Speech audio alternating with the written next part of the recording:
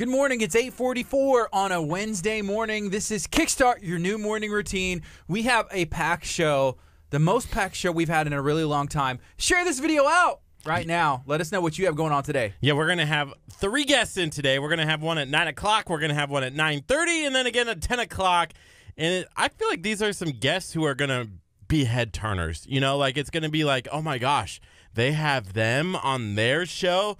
Yes. Yes, we do. So be prepared to have your head turned right now. That's the first time that I think my head may be turning in 360s. I'll show, but we'll see. Hey, there's a lot of stuff that's going on this week, and I'm sure you have a lot of stuff going on in your life as well. You know, yesterday we shared out an article from KHEA Radio, and I hesitated sharing it out, but it shares some statistics, and I want to get people's thoughts on this, where it said that Grubhub, like food delivery drivers, like a ridiculous amount of them are like trying people's food. Have you ever thought about that before? I dropped a comment underneath like the radio station, but I put my name behind it. Yeah. I said, I only get delicious food, so I don't blame them. You know, like you're like, man, what does that smell? I can't. I got to. I'm okay with that. So me and you, we both have a past as pizza delivery drivers, right? Yes. Could you ever imagine messing with someone else's food? Oh my gosh. Kurt no, Casper, you did it. No, I never did. I never messed with anybody's food. I promise I never did. It took way too long. Why did you pause there? You're like, I was thinking about if there was ever an occasion where I would. Yeah. No. I would never, ever. It's just interesting. Something to think about. Staple that bag. Ask him, staple the bag, please. Put that in the notes. Good morning. This is KHEA Radio 99.5 FM. That was Tasha Layton. Love lifting me. You can stream us from anywhere in the world if you download the KHEA Radio app, or you can listen right here in Galveston County at 99.5 FM. This is Kickstart. I'm Gardy. And I'm Curt. We are on every weekday, 8:30ish to 11 a.m., and today is no different. So we're bringing some positivity to the Galveston County, and not just to the Galveston County area, but to the world. You know, I feel I'm the one who always messes this up because I'm the one who's coming in here at 8:25. But some days I wish that we were on even a little bit longer, like let's say 8:15-ish. So then maybe we would get on by 8:30. Oh man, that's a good idea. Right? Are we trying that tomorrow? So tomorrow's Thursday. What do we have going on, Kurt? 8:15-ish. Man, you were so mad. Remember whenever we switched from we used to be 9 to 11. This was like a year ago. We probably made that switch actually in August of last year, right? Right. And you were so mad. You were so mad. You were like, Gardy, what are you doing? 9 to 11 is long enough. And I was like, dude, think about how much good we get done in 2 hours. Imagine if we had 2.5 hours. Dang.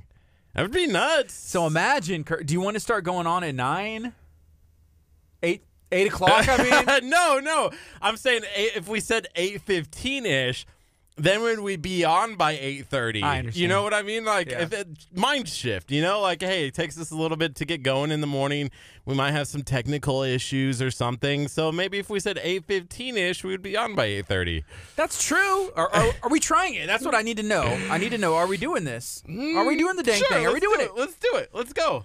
Starting when? Next week. You know, it's like the diet. Starts on Monday. Here's the funniest part. When we were on at 9 o'clock, I was here all the time on time because I had to be here by 8:30. It's underneath, my other responsibilities. But getting here before 8:30 is a little difficult. I don't understand the difference. I wake up every morning. I wake up 15 minutes earlier every day, and yet somehow I still end up here at the same time. It's like working different jobs and with money, Kurt. If you can't manage your money, you can't manage your time. How are you going to manage anything else? You're going to get me on this today? So here's the thing. It's like, okay, let's say you were working a part-time job. You're working a full-time job, extra money coming in than you had the month before. Okay. And you can still end up with less money than even whenever you weren't working the extra job, right? Right. If you can't manage your money, I'm not surprised if you can't manage your time. Wow. Money can't buy happiness, right? I guess that's what they say. I don't know who they is, but you've heard it from somewhere before. It's 8:48. This is KHEARadio.com, 99.5 FM. What's up, Jamie? What's up, Ree, Michael, and Mandolin, everybody tuning in. Johnny Blade, good morning, sir. Michael Howell, everybody tuning in on our Facebook stream. We appreciate you. Thank you for taking the time to hang out with us today, and we would not be able to do this if it was not for y'all. So I'm going to ask a huge favor. if you could do one thing for me, just go ahead and share this video out, maybe tag a friend. Read the description of this video because there is so much going on, and then let us know what you have going on today. But we are excited to be broadcasting live again. We have about 3 guests, and Curt, why should somebody share this video out if they're watching? Somebody should share this video on Facebook because there's so much content. And one of the things that I want to get going on here, besides that bat, I don't understand why you still have this Louisville Slugger in studio with us, hanging it out on your shoulder. It feels good. Plus, if our stream is goofing up and it's going in and out, I want people to go back and watch this, and I'm not going to have a bat. And then it's going to skip forward, and they're going to be like, where did he get a baseball bat from? But, yeah, shout out to Louisville Slugger and this genuine KHEA radio baseball bat. So why should somebody tune in and share this stream on Facebook, Curt? And then the other question is, why should they call a friend, tell them to download the app and listen on 99.5 FM? Because there's going to be so much content that we're going to have, and that includes our Talk of Taco event. You know, we've had so many people. That was weak. That was a weak reason. I'm not sold. I may tune off the radio right now. The Talk of Taco cook-off isn't enough for you? You said your reason for having somebody share this was because there's so much content. And then you're like, including the Talk of Taco cook-off. Yes, okay, then what would you tell somebody to share? I'm asking you right now, and then I'll give my reason. That was my reason. Just because you love me. I do. No, not you. Oh, okay. Curt, you do sometimes say that. Like, I'm on the phone with him, and he's like, I love you, and I'm like, okay, so awkward situation is I was actually with Naola, my girlfriend at the time, and she goes, did you mean to say that? I'm like, is that why she hates me? No. Or there's probably other reasons too. But it was like, I don't love him the same way that I love you. That's why. Yeah, Curt always says, like, and he's done it before where you just kind of like, I don't know, you must do that to everybody.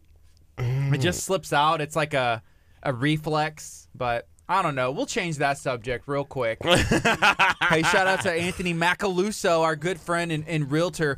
There's another video that we had filmed that's going to be dropping soon. So shout out to Anthony. But he said, hey, you got a strong hat game today, which is actually from Southern Sass Vinyl and More, printed for Anthony Macaluso Realty. Yeah, thank you to both of our partners, Southern Sass Vinyl and More and Anthony Macluso Realty, because they help keep KHEA radio going. They help fund our radio tower so that we can get the signal going to you. Yeah. Hey, Curt, I like your koozie today.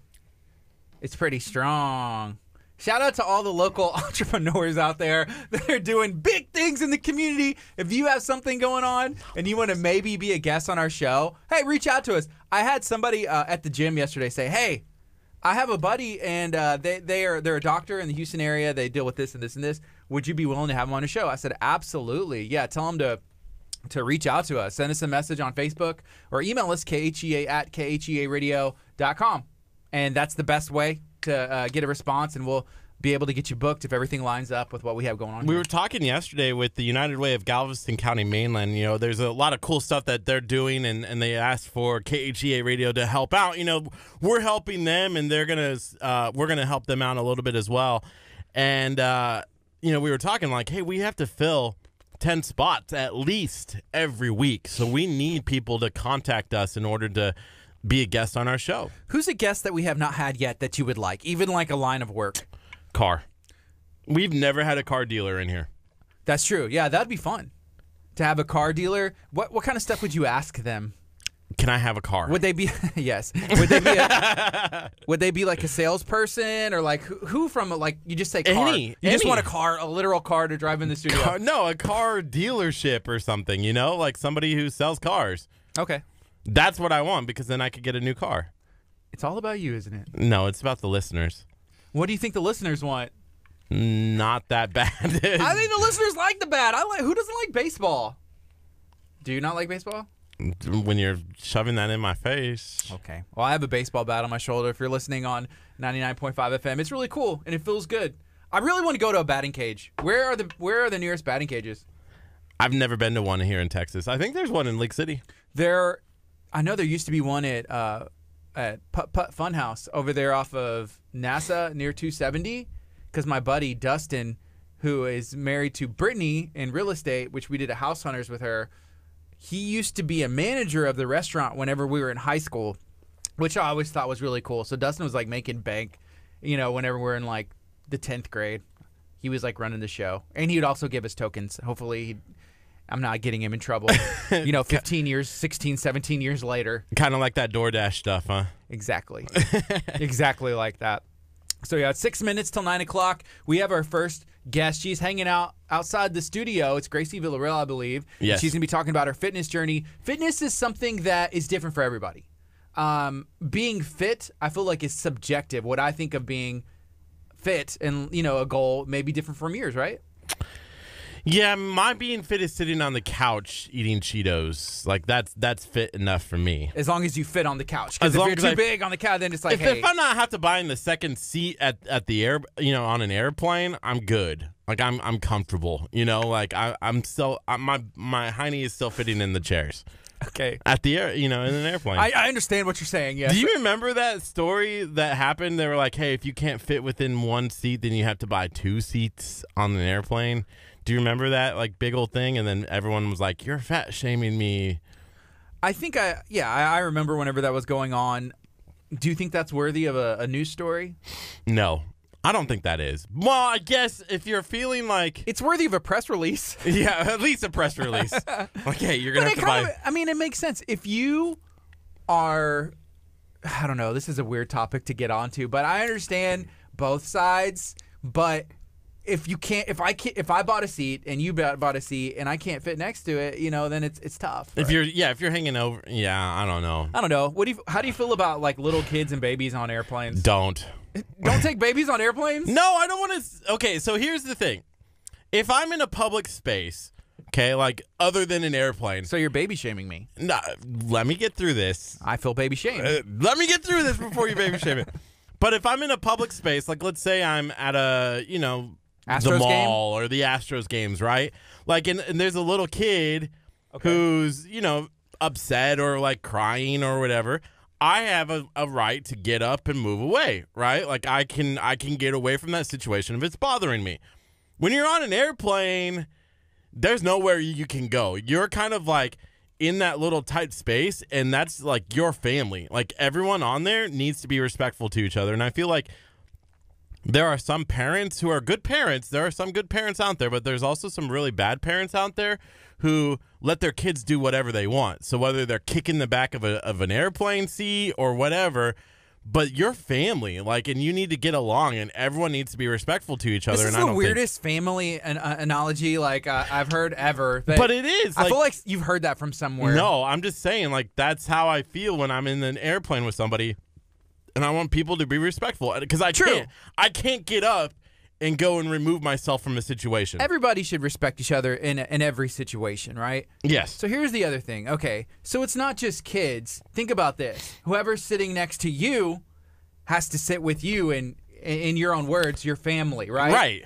I sit with you all the time. There's things that you do that drive me nuts. There's things I do, I'm sure, that drive you nuts. But I don't do it on purpose. Well, you think the baby is? Well, if a baby's hungry and needs a bottle, do you think there's things that happen. But that's why you take a car or something, not an air. I'm going to get in so much trouble for saying all this, but that's what I'm saying. So let's say we're going to Europe. How am I? You want me to take a boat? Let's go. Let's take a cruise. taking a boat, taking the baby on a boat. No, I understand. I'm seeing both sides, but it's hard because on an airplane you can't remove yourself from that situation. I guess you could request to be moved. I don't know. There's some stuff you could do. Or you get a private jet and fly yourself. Ooh, there you go. Right, then you don't have to worry about anything like that, right? Yeah, that's true. So it's 8:58. We're gonna take a quick break. This is 99.5 FM. When we come back, we're gonna have a special guest in studio talking about their fitness journey. What does that look like? Hey, are you on your own fitness journey? Let us know your story. Maybe you have some pictures, some before and after. Maybe you have some ideas for a new program you're going to start. Maybe you're looking to come and work out with me. I've been working out at the Iron Den, having an awesome time.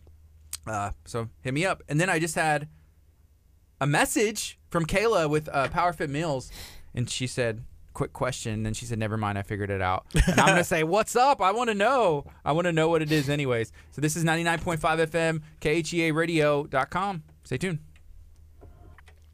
Awesome. And Anthony said, I can have a sales guy come in from Classic in Galveston. We've been trying, Anthony, to get Classic in Galveston to bring us a car. Yeah. Curt just wants a car. That's literally the only thing he wants. And you have a car, and it's been getting a lot of work, which is good. It's running, and I think you're actually fixing the AC, getting that fixed up, and that's really cool. Yeah, the Jeep Compass, I mean, it's a car that can work. It can definitely work. Hey, we never really talked about the Taco Taco Cook-Off, so we'll have to get to that later in the show. That's fine. Hi. How are you doing? I'm doing good. Good. Is this good? That's perfect. Yeah, you're gonna want to move the microphone just a little bit closer, make sure you're comfortable, and then probably talk about like that far away. You can move it up. Perfect. Okay. So introduce yourself to everybody on Facebook. We're not on the FM yet, but let everybody know what your name is and what do you have going on. My name is Gracie Villarreal, and I'm from Pasadena, Texas, and I'm here to talk about my weight loss journey. Awesome. I've lost about 35 pounds and been able to maintain it for the past 2.5 years. Cool. So Can you move the mic just a little bit closer to you? Sure. That'd be great. Awesome. Is that good? as close as possible. Let me hear you talk. Is that good? That's good. That's great. Okay. Okay. Are you originally from that Pasadena area? I am. Born and raised. So, one thing I know about myself is in our area there's so much good food. Yes. And it's difficult to lose weight whenever there's so many options. Even eating at home. When I was a kid, we had a bunch of fried food. My mom, would fry everything. We'd throw I love chili, and there's a lot of stuff that you have to change whenever you're trying to do that. What was the first step for you, I guess, to realize like, hey, I'm going to do something different? Honestly, it wasn't until I was later in my adulthood. I was 35. I had just finished graduate school. I work full time. I work nearby, actually, at the University of Houston, Clear Lake, and thankfully they have a health clinic there for students and staff. And so they were hosting a open house, and part of their open house was providing free blood pressure checks. And so I decided to participate in that, and that's really what kicked off this journey. My blood pressure was sky high. I was recommended to take it on a daily basis by the nurses there, and then to go to the doctor and discuss those readings. And so I did that. I documented my blood pressure results on a daily basis, and they were pretty high. When I got to the doctor, he pretty much gave me an ultimatum. He said, either you lose the weight if you don't want to take any blood pressure medication, or be prepared to do that. And so I was scared, disappointed, frustrated with myself, and I decided to make that change. Yeah. And so, go ahead. Sorry, That's okay. I was just going to say, and then you started working out, and you started working out where? Yes, I started working out at a local studio in Pasadena called the Happy Fit Studio. And I decided to partake in their weight loss challenge, which is a 3-month challenge. 3 months? 3 months. Is that kind of intimidating? It seems like a long time. It is, and it was at first. But thankfully, the personal trainer there was really, really good, very supportive, very patient, as he continues to be. And that's what tremendously changed my lifestyle. So what kind of launched you in that different direction was going and getting your blood pressure checked, seeing these readings are not good, right? Right. And here's the thing that's interesting about blood pressure. I've gone to the doctor, for normal checkups, or like, hey, I got something going on in my knee, and they do your normal checks. I don't know what good blood pressure looks like, and they always like take the readings, and I'm like, is that good? Is that bad? Because it just doesn't make sense to me. Right. But I get, just listening to them, and then like I was researching yourself. Right. And there's like those blood pressure checks that you can do like at HEB, the machines, and they kind of give you a range. Like this is normal. Right, that this is normal. And so so that has been helpful for me. When the doctor told me that I needed to check and keep documentation of my blood pressure readings, he was able to discuss with me what's supposed to be normal range. I got you. Okay. And so then you started looking for a place to work out, started working with what is it called? Happy Fit Gym? Happy Fit Studio. It's Happy Fit Studio, and took a 3-month challenge. Yes. Was that a shock? Like, what was different about normal life and then getting into that challenge? Well, prior to that challenge, I started walking daily, and then I took Zumba classes there. They offered Zumba classes. So that's what kind of helped me to really set off and accept that challenge.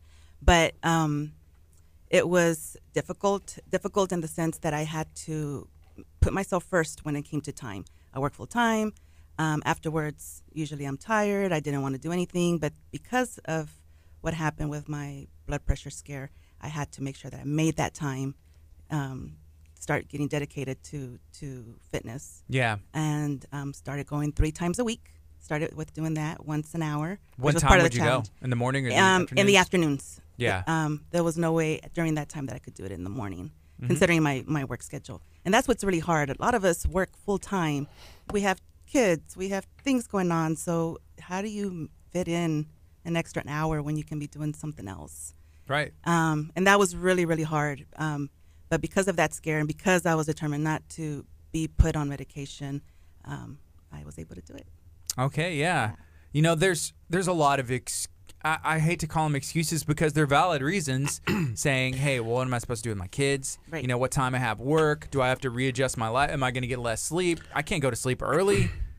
I just want to sit on the couch and eat Cheetos. There's all kinds of things. That was me. Trust me. My husband, really, he was the one that encouraged me.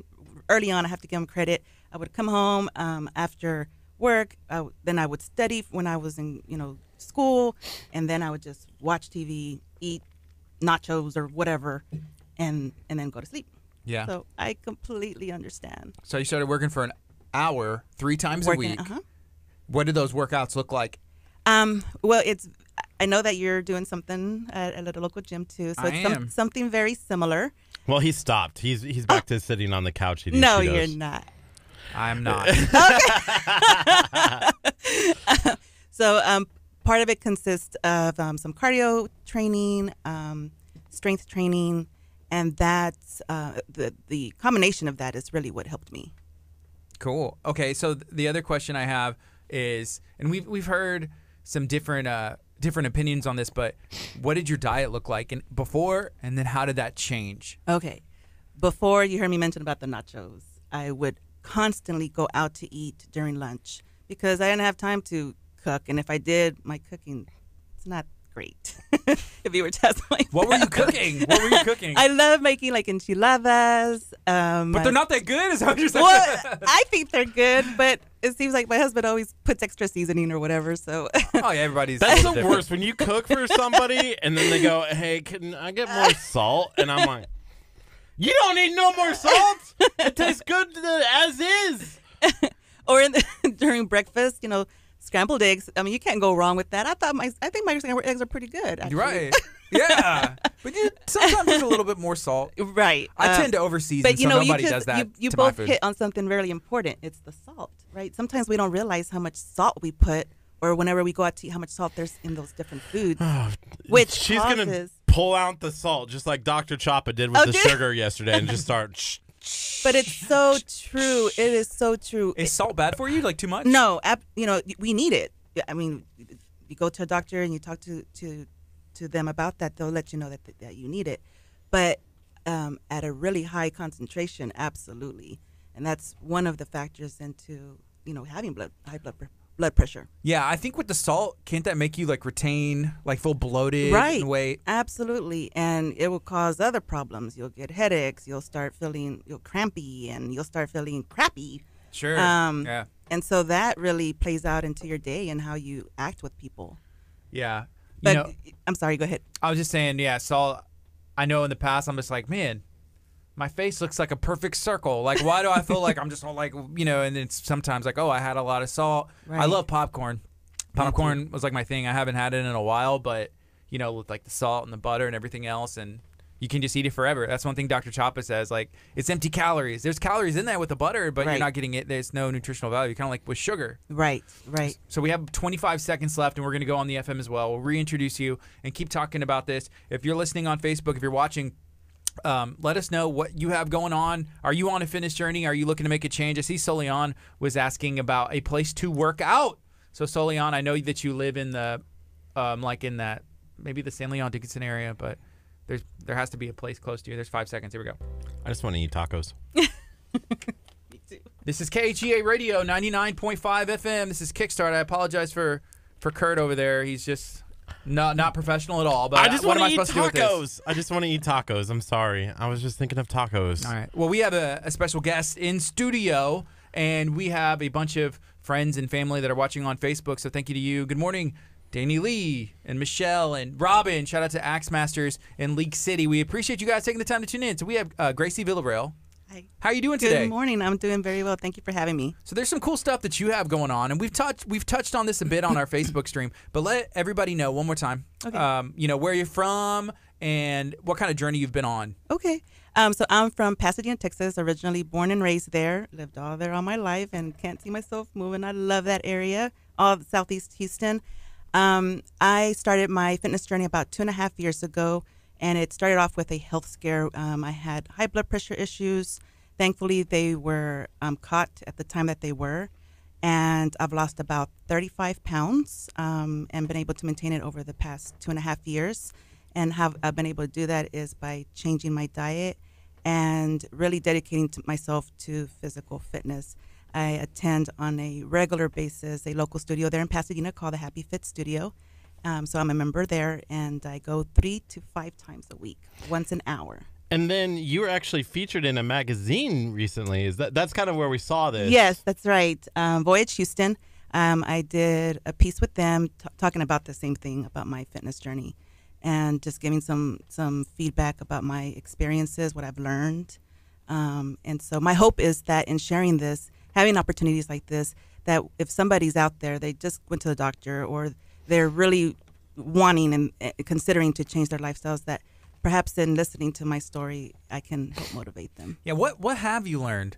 Oh, well, definitely to be patient with myself. Because when you go on a journey like this, you're not going to lose 20, 25 pounds in a month. You have to give yourself time. That's the wish and the hope, though. That's what we want. That's just society today, right? Oh, absolutely. In the world of fast food, you're able to access things so quickly. Same thing for yourself. You're wanting to make that change. And I still want to continue to lose some weight. I've lost so much. I've been able to maintain it. I thank God for that.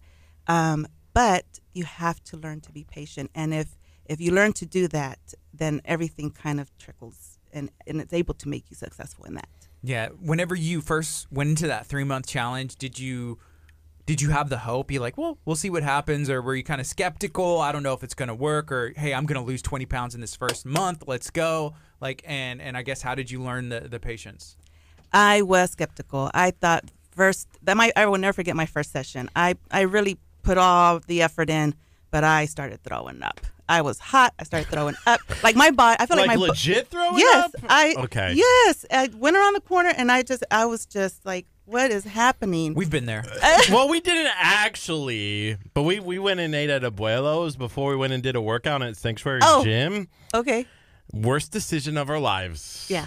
So you kind of understand. I've never hurt so much. Well, then I stopped pushing myself as hard, and then he was like, "We're in it on battle rope." Shout out to Jonathan over there at the Sanctuary Gym. Yeah, great people and friends with him and Cassidy are running that. And so we're like we're pushing a sled. Right. It's going the row machine from station to station, body weight, kettlebell. TRX, I'm sure, all of that. Yeah. I died. Same. That was the last time I worked out. Well, no, because I worked out at Sammy Grace Fitness. But you weren't really working out. I wasn't kind of really. I got some But video then I of him. hurt. Like the last 2 times I've worked out, and this is why I don't work out. Like I was like brutally in pain. Will you go to Sammy Grace Fitness with me tomorrow? No. You should. You should. Last time I just went, I do died. a little bit, just a little bit of time. But so that first time, I just threw up, and so afterwards, I was sore. I said, I don't know if I want to feel like this again. But I went back to what I kept in mind was blood pressure. Either I'm going to lose it and really focus on this, really, really make that change, or, hey, you know what's going to happen. Take medication. And, that in itself is going to cost me extra money, right? So do I want to invest in medication, or do I want to invest in something that's going to help me not only lose weight but improve the quality of my life? In the long run. Right. And sure. so I kept going. And a lot of the exercises in the beginning were modified because I couldn't really jump rope either. The last time I had jump rope was probably like in elementary, intermediate. So you can only imagine I was like, jumping twice for one rope swing. And so I felt embarrassed. Not that they made me feel embarrassed. I felt embarrassed because I couldn't do something as simple as jumping rope. So that's really what gave me the drive and continues to give me the drive. Was it just working out, or what was your food regimen as well? Oh, thank you. Going back to the food. So things that I had to change that hurt was No more enchiladas like every other day. No more quesadillas every other day or tacos or things of that nature. But at the same time, I'll take tacos, for example, because I love tacos. I mean, I have workout shirts that have tacos. Take me to tacos. Feed me. I'm here for the tacos. I love tacos. Of course, yeah. But, you know, if you think about it, you can make a taco to be healthy, such as perhaps a corn tortilla with some grilled chicken, not a lot of salt, and some lettuce, tomatoes. That in itself, I consider to be healthy. So it was slowly learning how to eat the right foods through guidance from my personal trainer, doing some research. With that ties also when you're trying to lose weight, controlling those portions. And that is something too that I had to really learn, because when you go out to eat, I can remember there were times my husband and I would go out to eat, and I would order, let's say, I don't know, a steak dinner, and he would order something that's a little bit lighter. Not that he don't like steak, because he loves steak.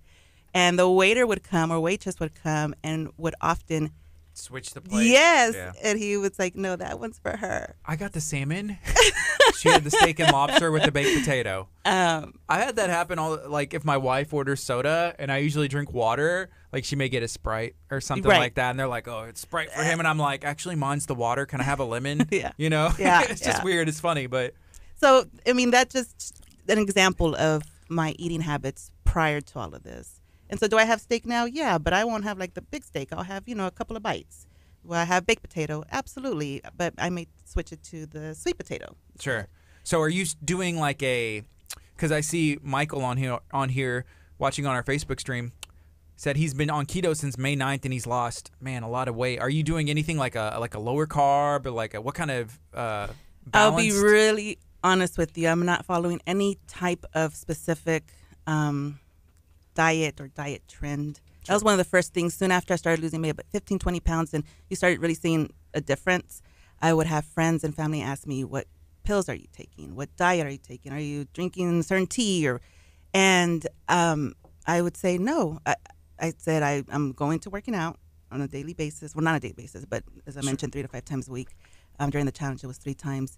And the portion control and eating the right foods. If you were to do some research and look at the food pyramid, if you really incorporate what one is supposed to, the amounts of fruits and veggies, protein, that in itself, if we really follow something like that, then and incorporate all that physical fitness, you will start losing weight. Now, I will have to say that, of course, your calorie count will have to decrease, but it shouldn't, I feel, from my experience, drastically. That's going to put you into shock.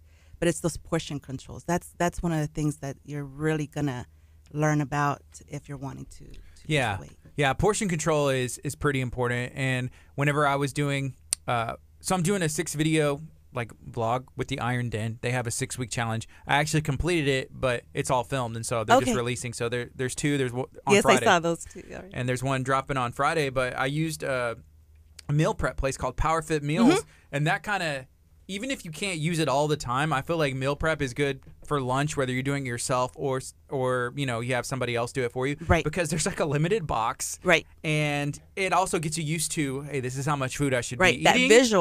That visual, I think that's important. I'm such a visual learner, so that visual when it comes to those types of meals, I know by my work just down the street is a place similar to that. And so I'll go during lunch instead of going to, pizza place or Popeyes or whatever, I'll go. Of course, yeah. And because of that, because it's portion controlled, the calories, and for me, the salt intake. I look at how much salt, only because of my blood pressure issue history. Yeah. So I know you had mentioned that's why you started, high blood pressure. And you said the alternative to, exercising, working out is taking pills. I mean, what else can high blood pressure lead to? Oh, strokes, heart attacks, things of that nature. And so if you think about if you were to not make those changes and experience something like that, strokes and heart attacks can lead to sometimes to paralysis. Wow. And so, all of that stuff is scary. And I definitely didn't want to potentially put myself in a place that could cause something like that. Yeah, making this change in your life, have you seen other people be motivated by you? Have you been an inspiration to others? At least people tell you that? Yes, they have. And one that I'm not good with compliments or how to take them, right? Because a big portion of my life I was overweight. But it makes me feel good. And again, I'm going to go back to what I said. If I'm able to share my story and I'm able to influence somebody, keep them motivated, or help them to get motivated, to make those changes so that they're able to lose weight, they're able to make those changes so that they don't have to take any medicine, hopefully, then I feel like I've done something really good. Have you had anybody come up to you and be like, oh, you're so, I don't know, I had this happen to me from somebody and be like, oh, you just drop weight so easily. That's the only reason, man, you're so lucky. And it's like, well, obviously you're not there with me when I'm waking up at early in the morning or late at night and meal prepping and doing that other stuff. Have you had anybody come up to you and be like, man, you're so lucky that this happens for you? And it's like, actually, I busted my tail like really hard. Right.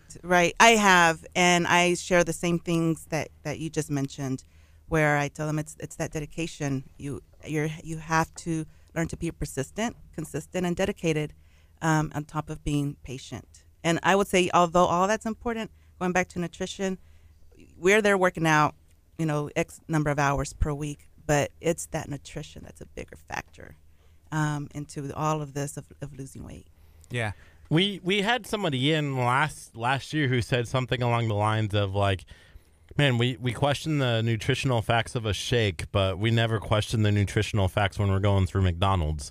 And it always kind of like stuck out to me a little bit like, we're gonna criticize a shake, right? If it's healthy or not for our body, but we don't do that when we're driving through the drive-through at McDonald's. Right. I think marketing plays a big factor with that. If you look at some of these corporations that sell fast food, although I will have to give credit, there are sometimes that they will have what's supposed to be considered healthy options, right? Right. But I think marketing plays a huge factor into fast food, into making things just convenient. They're popping up everywhere as they have been. I used to eat that all the time. I can't tell you since me changing the last time that I went to McDonald's, and if I have, it's probably to get some coffee. And I'm not saying that I wouldn't go back, and should that be my only option, let's say I traveled somewhere and because McDonald's are everywhere, right? Yeah. This is an example that I wouldn't get a salad, right? But I'm not going to load it up with, fried nuggets or whatever, Hey, earlier you mentioned some stuff about your husband, being a big help. Has he been eating healthy with you and kind of just still been that motivation throughout this whole journey? Yes, he's one of my big supporters in all of this.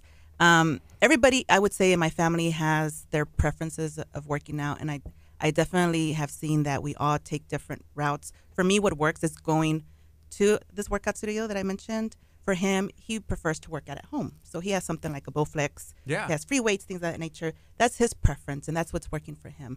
My daughter, she works out at a different gym, and she's also a lifeguard. So that in itself is very much physical activity. And so, but yes, he has been a great supporter, and he definitely has made changes himself in his eating habits.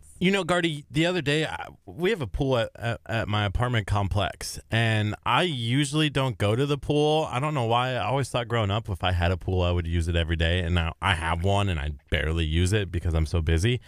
But it was last Friday, I believe, I went and actually used the pool, and it was a great time. I had a blast. Me and Naola, we went swimming, and I felt like it was a workout. It was great.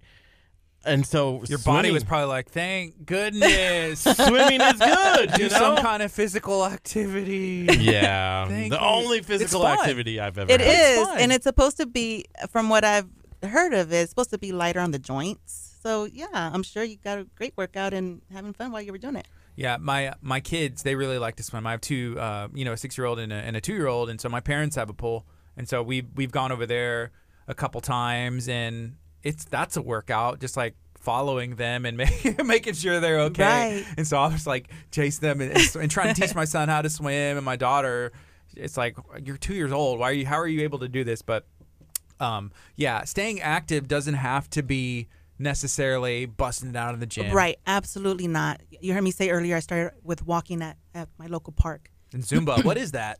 It's like a dance cardio type of class, and so there's music and the moves that they incorporate mimic dancing. So that's something that I enjoyed. I did some cycling classes. They offered that too as well. Our current sessions do incorporate some cycling, so that's also something that's really good for your health. So I'm really open, although my concentration is going to these classes. Now, whenever we take family trips, we often go hiking. And so that I had never done up until recently. So my husband and I are planning to go out to Big Bend in October. And so it's beautiful out there. We've been once already. And so we try to incorporate physical activity anytime that we can as a family. So that's important too. Yeah, 3BQ Perry Brooks said, Gardy, kids are a workout. ... Oh, yeah, they are. Oh, yeah, especially when they're little. You're running around chasing them. Definitely. So right now it is 9:24. We have about 2 or 3 minutes left here speaking with Gracie Villarreal about her fitness journey and how things have gone, in these past couple years. Do you have anything else you'd like to share that we haven't touched on yet? I would say don't give up. You always also want to get the okay from your doctor anytime you're going to start a new diet, physical fitness challenge. What I liked about this journey too is that, and I'm sure that others that visit their doctors will do the same, is that they will get blood work checks. And so you can use that as a baseline, and you will be just amazed if you really truly dedicate yourself, the changes. So not only do you see a physical change, but you're also seeing a change internally. So you'll start seeing the decrease, in the cholesterol and sugar and things of that nature. Yeah. Are those changes, like the changes in your body and physically, mentally, is that kind of almost addicting? Oh, absolutely. The best way I can describe it mentally is there's this clarity for me. And I love it. And it's something that I continue to want. And that's also what drives me. Okay. Yeah. Wow. So right now it's 9:25. Again, Gracie Villarreal is here in studio. If somebody was looking to find that article Voyage Houston put out, yes. Is there a way for them to find that? Yes. You can go to voyagehouston.com and you can do search Gracie Villarreal, and you should be able to find me. You can also search it by Pasadena, and you'll see me pop up as well. It was recently published about a month ago. So, yep, absolutely. You can read more about that in their website. Awesome. And is there anything else you'd like to share? Maybe some inspiring words to somebody who is like, man, I'm on the couch. I can't do that. Maybe my blood pressure's high. I don't know. I'm scared to even go to the doctor and check. Maybe they don't think that they can start that journey. Is there anything you'd like to say? Yes. You're not alone. Don't give up. And if you're one that believes in God and prays, do that, because faith is a big part of this too. Every time I go work out, prior to working out, I take a few minutes and I pray. I pray that I don't get hurt. I pray that I can do the workout. I pray for my workout peers, for my trainer, and obviously for my family, that they continue to be also healthy. But going back to what you mentioned, don't give up. That's the big thing. Stay dedicated, be consistent, and find a gym if that's what the route you want to take, where you feel comfortable, where you're able to find somebody that's a certified personal trainer that can join you in your journey so that you can learn from them. And then they become like a family. Absolutely. It's pretty neat how that happens. Absolutely. I love going to where I'm at, and that's a big piece of this, is that we've been able to establish friendships. We encourage each other, and that's just amazing. It's golden to me. Yeah. Sometimes if you walk into a new place, you're like, oh, are they looking at me? Are they judging me? I don't know. But you'd be surprised because you just start talking to people like, hey, what's up? What do you do? And then you get to know each other, and nobody's like wanting you to fail. You know, everybody's going to be rooting each other on. If you're at the right place, and that's the way it should be. And the other thing that I love about my gym is that a lot of us have gone through our own journey, including the trainers. So you see their before and after pictures, and that's just amazing. They're an example in themselves. You'll see them working out as well, and I love that. Yeah. Well, thank you so much for joining us this morning. Absolutely. Thank you for having me. And again, if anybody is close to the Pasadena area, come and visit us at the Happy Fit Studio. They're off of Spencer, 7407 Spencer. Tell them that Gracie sent you. Yes. Thanks again for the opportunity. This is KHEA Radio, 99.5 FM. Coming up next is Elevation Worship. We're going to take a quick break on the FM. Whenever we come back, we're going to be talking about taxes. This is KHEARadio.com, 99.5 FM. I'm pretty sure we're talking about taxes, if I'm correct. But Curt, yeah, it's an interesting thing whenever he tells me what's coming up next. It was so nice meeting you. It was nice to meet you, Gracie. Again, giving me the opportunity. And what's So it's a Louisville Slugger that we got like 2 days ago. I've seen you the So we're excited about it. And it just feels good. It makes me want to go to the batting cage, and I just I don't know. It's just nice. All right, thank you guys. Thank you. Nice meeting you. Hi. Hi. How you doing? Fabulous. What's your name? Cheryl Johnson. Cheryl Johnson. My name is Gardy. Hey, Gardy. Michael Howell said, taxes, yuck. Oh, I hate taxes too. Gardy, you're being served. I'm being served. All right. What is it? This is the application that they had to fill out to get the award. Only took us 2 years. Oh, my goodness. 2 years? Took us 2 years. I can't even. And that doesn't see count it. the CD of all the policies that we included with it. Oh, my goodness. Yeah, that's proof that we work in your tax Let's office. take a close up. This thing is bigger than my face. I can't No, I it's feel not. Like Wilson. Your face. I feel like Wilson. You look like Wilson. So, hey, if you're tuning in, I'm going to give this back to you because that's a lot of money. And I'm scared what's in there. Okay. so we have Red Cheryl trees. Johnson hanging out with us in studio. We're going to be switching it up a bit. And you're going to have to fill me in on exactly, because I said something about taxes, but I'm not sure exactly the scope and the topic of everything we're talking about. Okay. So what do you do on a daily basis? I am the county tax assessor collector, and in that capacity, we provide motor vehicle titling and registration services, Texas Parks and Wildlife titling and registration services, collect property taxes, issue county permits for beer, wine, and alcohol. Basically, we take people's money. Is that a good thing? Don't people get upset? Like, hey, No, why are you taking my money? But, well, we just take care of it. We're kind of like a bank. It's not Okay. our money; it is your money. And then I kind of tend to nag all the local governments and the state leaders to spend it very wisely, because it's not their money; it's your money. Okay, Kurt told me that money buys happiness. Is that true? I think it makes not at all. I think it makes it easier to make your life easier, but it definitely doesn't make you happy. See, I made a post today on my personal page, and I quoted, "Money can't buy happiness." Yeah. And I said, "But then why do I feel so happy when there's money in my bank account?" And I told him it's because you aren't spending it on anything. You're not buying anything. It's sitting in your bank account, so you're actually maybe saving. Saves your happiness. Yes. Because you spend it and you have no money. I'm glad we're talking about this subject, and you didn't hear that she's in charge of title and registration for vehicles. You told me that yesterday. I remember that And part. I got a little concerned that you're going to say, hey, my buddy Kurt went 6 months without paying his registration. Oh, shame on you. Okay, but when I was on the DMV board many years ago, the governor, the legislature broke the Department of Transportation apart from motor vehicles. And the governor appointed me to be the tax assessor collector representative on that board initially. And so I vice chair for a while. And one of the things that bothered me the entire time I had been in the tax office, so for like 9 years, I had been trying to make online registration of an expired registration. And they wouldn't do it. They wouldn't do it. They wouldn't do it. So that was my sole goal. I'm going to get online registration for expired tags. And we got it. You know, it's a little bit more difficult to get a registration sticker now than it was before. You have to prove who you are. And it's really not a bad thing, because there's a lot of car theft that goes on, and there's a lot of people stealing vehicles, paper-wise stealing vehicles from So there's a people. method. There's a method to the madness. Yes, There's there is. reasoning for it. Yes. Other than it's like, well, you used to just be able to get it in the mail, pay, do what you got to do, and now you got to go in, prove this, and it's a bunch of different Well, stuff. you don't really have to go in, but we love to see our customers, so come on in. What have I been doing wrong then? So we got 10 seconds. We're going to go on the FM. We'll reintroduce you, and then we're going to learn about all that paperwork over there. So here we Okay. go. Good morning. This is KHEA Radio 99.5 FM. It's 9:32 on a Wednesday morning. This is Kickstart. I'm Gardy. And I'm Kurt. We have Miss Cheryl Johnson in studio. How are you doing today? I'm doing fabulous. How are you? I'm great. I'm great. Doing good. It's a beautiful day in Galveston County.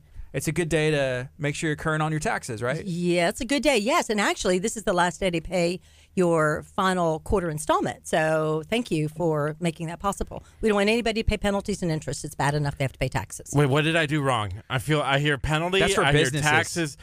What am I doing wrong? It's for a business, right? I need to pay the something. quarterly. No, the quarterly, we actually got expanded with disaster installments many, many years ago. So it used to be only seniors and disabled persons could pay quarter installments without penalty and interest. And then they added disabled vets and the spouses of disabled vets. And there's disaster installments whenever the governor declares a disaster. Well, used to be only for single-family residences and small income-producing properties. And so we went to the legislature in 2009 after Hurricane Ike and changed that. And now anybody who suffered any damage in any way can take advantage of the quarter pay. And we've been doing that for the last couple of years in Galveston, and we'll offer it again for 2019 taxes. All right. Makes So it easier. That's a benefit to the residents. Absolutely. Okay. So what is your area? Is it all of Galveston County? Yes. Okay. And how did you get involved and started down this path to end up here today?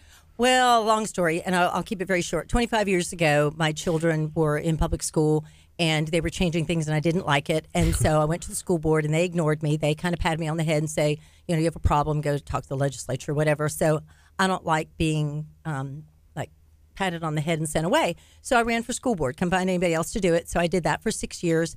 But I hate politics, the backstabbing, the horrible nastiness associated with it. So I got out for a while. We built our house in Galveston County, and so I couldn't serve in Clear Creek again anyway, and got llamas. Those critters give you 15 minutes warning before they spit on you, unlike typically the media and and reporters and people. So it was really kind of nice to be out of it. But then I saw a real need. I saw Paul Betancourt in Harris County helping people, being the anti-tax tax collector. And so I thought I can do that. I can do that. And so I feel like it's a real mission for me to represent the interests of the common person. Is this a voted position? Yes, sir. Okay. And how long have you been serving? I was elected in 2004, so since January 1st, 2005. Wow. So you must be doing a great job. Well, I'd like to think I'm doing a great job. The voters they have spoken, right? Yes, they have. Okay. Cool. So, Curt, whenever it comes to Galveston County scared. taxes. Do I look like somebody to be scared of? Come on. Well, it's because I've hidden from stuff in the past, and I don't want it to catch up to me. Well, today is the day. As there's a bunch of paperwork over there. So what is that? Okay, and I There's don't a know big if you can stack see it. of I don't know. paperwork. Okay, so this is... I'm getting served. Not again. Not again. This is our application for the Texas Department of Motor Vehicles. When I was on the board, we established standards. So no matter where you live in Texas, when you walk into a county tax office, the experience should be the same. And so we were trying to do that, and then we wanted to recognize tax offices that do a good job because we touch people so many different times. So... after I was off the board, they came up with this quality performance award program. And so they implemented it in 2018. And the second year of it now, there's 13 counties, and Galveston is one of them, that have been awarded either the gold, bronze, or silver or bronze award. Now, we got the silver, which means we achieved the bronze. And so I've been telling them that I want both of my awards. And so finally on Monday, the executive director of the Texas Department of Motor Vehicles will come down and give us our award for outstanding performance, protecting against fraud, providing good customer service to our citizens, training our employees, which is one of my proudest things, is taking somebody who's never done much of anything other than graduate from high school, teach them good customer service skills, teach them something that will give them an opportunity to grow. And we have people that started as temps in my office who are now leading branches and in top-level chief deputy positions, and that does my heart good that we're growing leaders. I've been into I think it's in Texas City. I've been to We have that one there. Yeah, I've been to that place, and I was kind of shocked. Because usually when I go to like a DMV to get my driver's license, like I'm there, like you better cancel your entire day, Right. right? You better just be ready to be there all day long, like take a sick day or something, to go to the DMV to do something that you're required to do.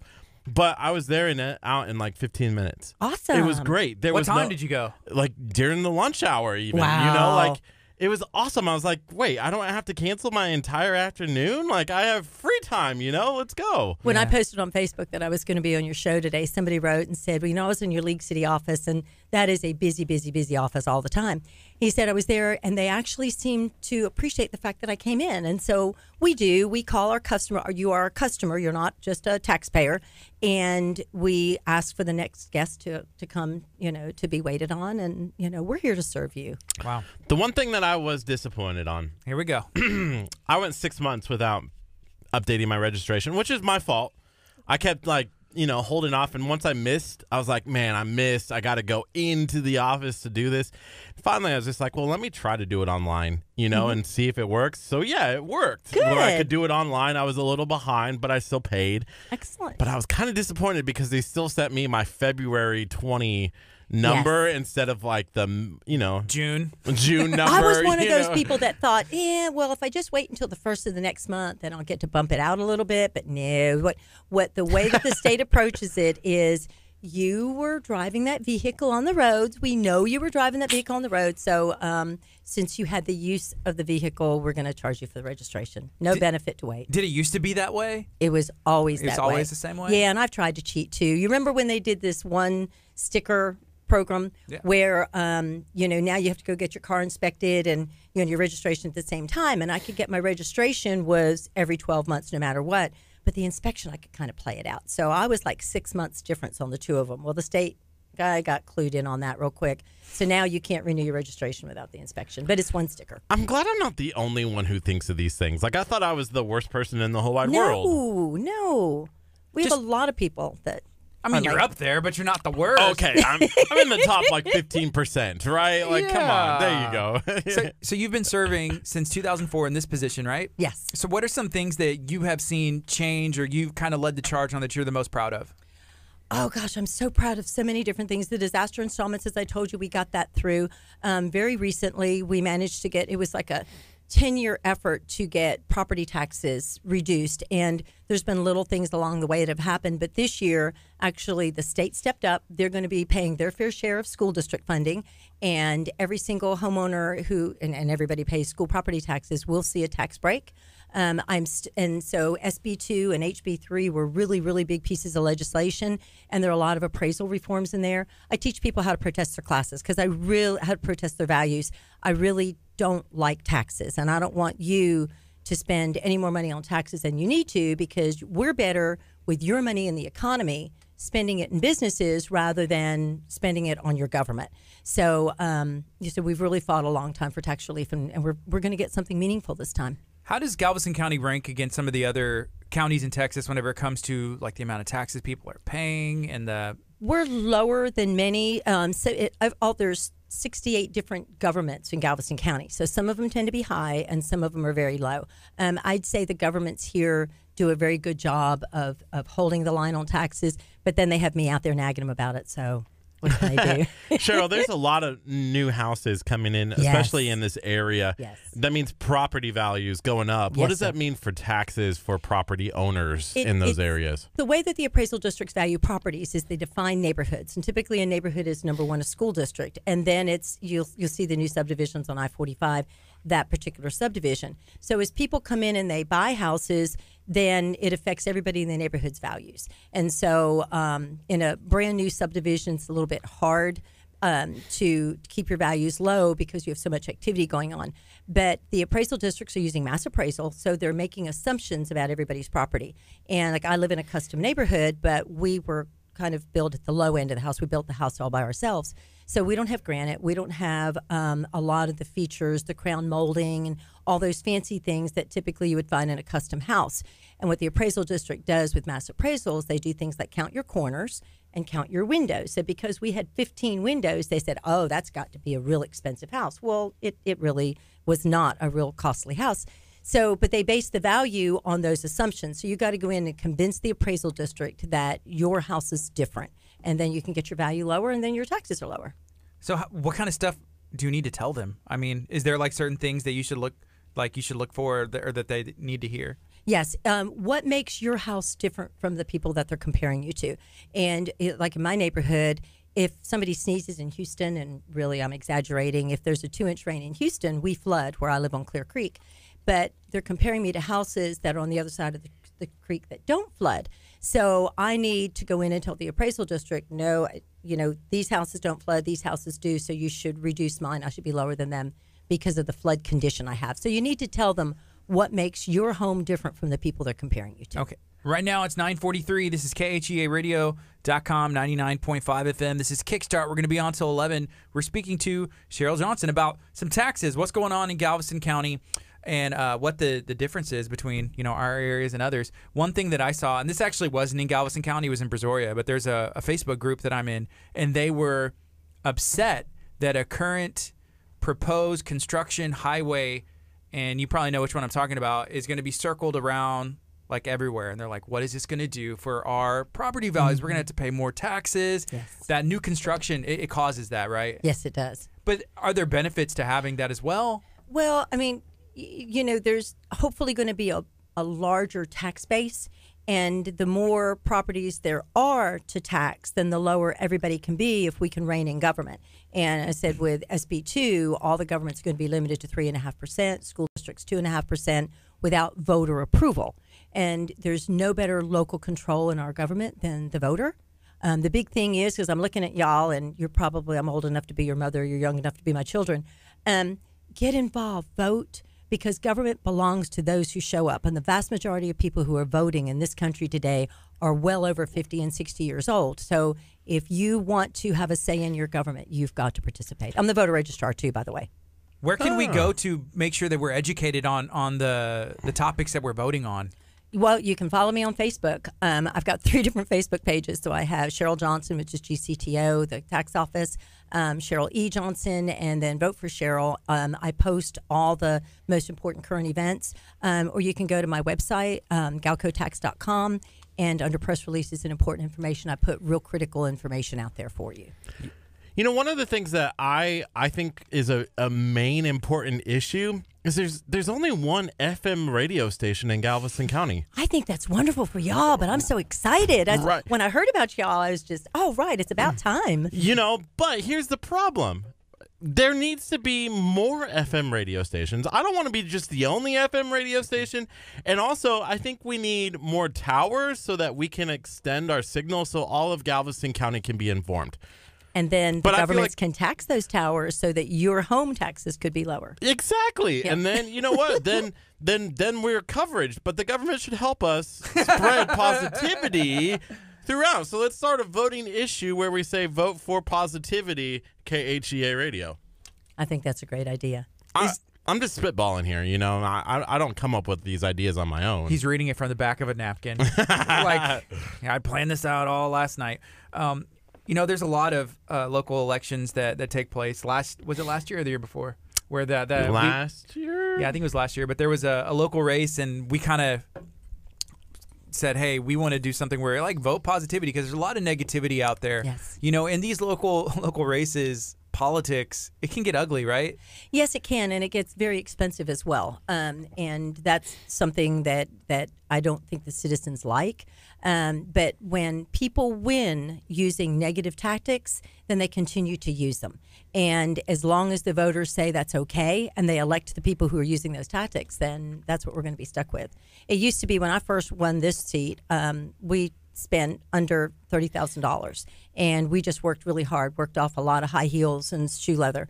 And now you have to spend a couple of $100,000 to win a similar seat. And it's just a shame that it's come to who can spend the most money, who can buy the power. And we've got to get back to this being a godly nation. We've got to get back to this being a nation that we're proud to be Americans and not ashamed to be Americans. Wow.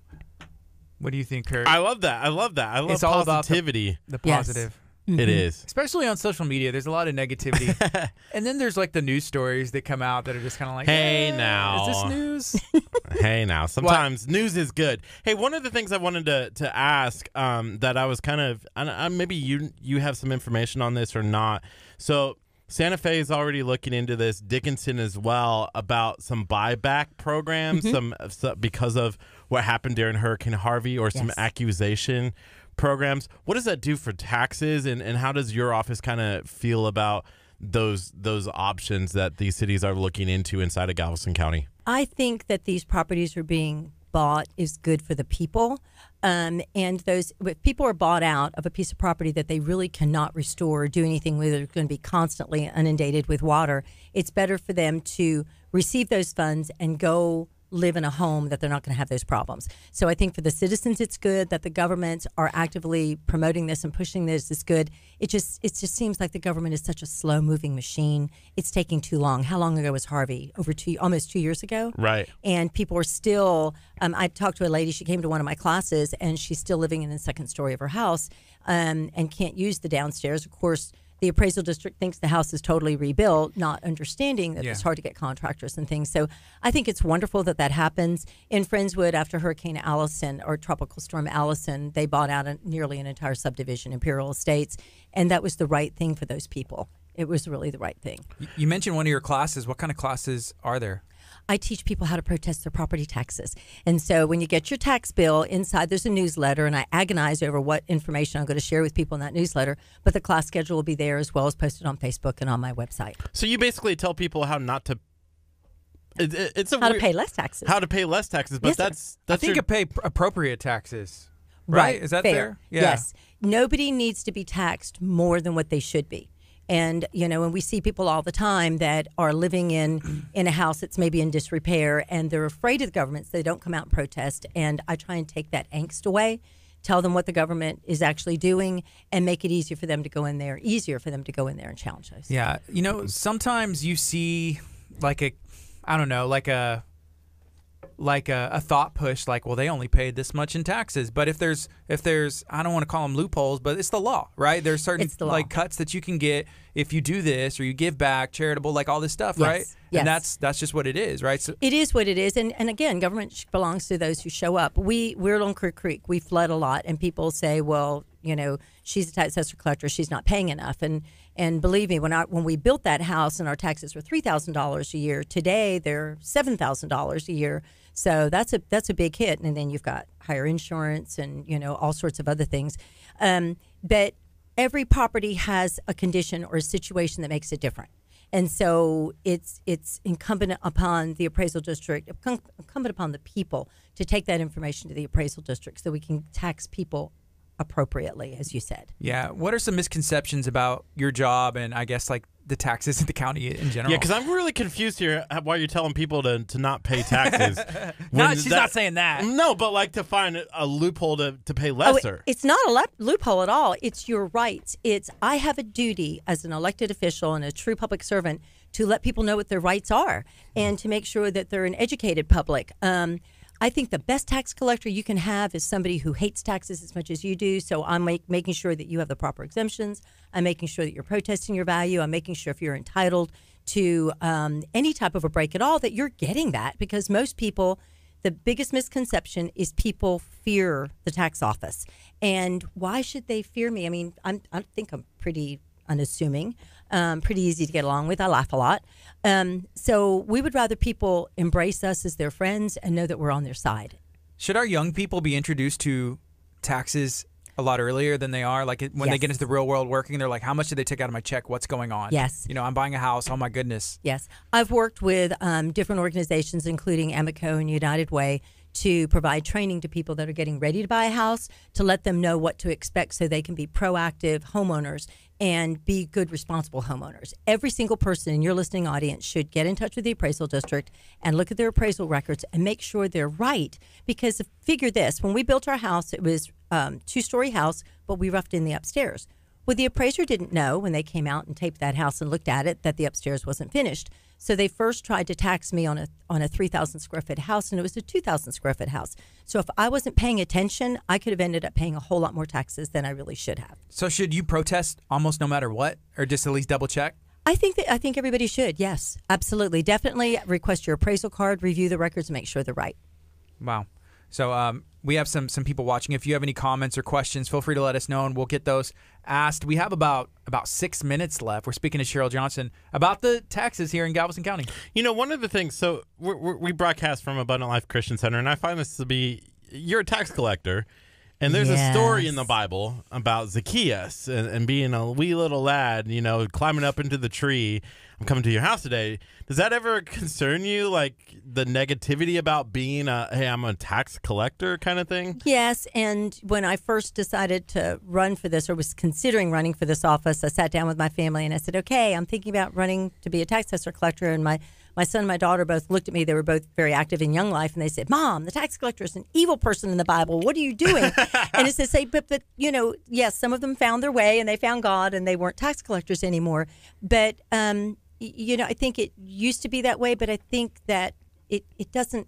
I'm a godly person, and I'm a servant leader, and I think that we still need good people in places to watch out for people. Yeah, and you mentioned the United Way.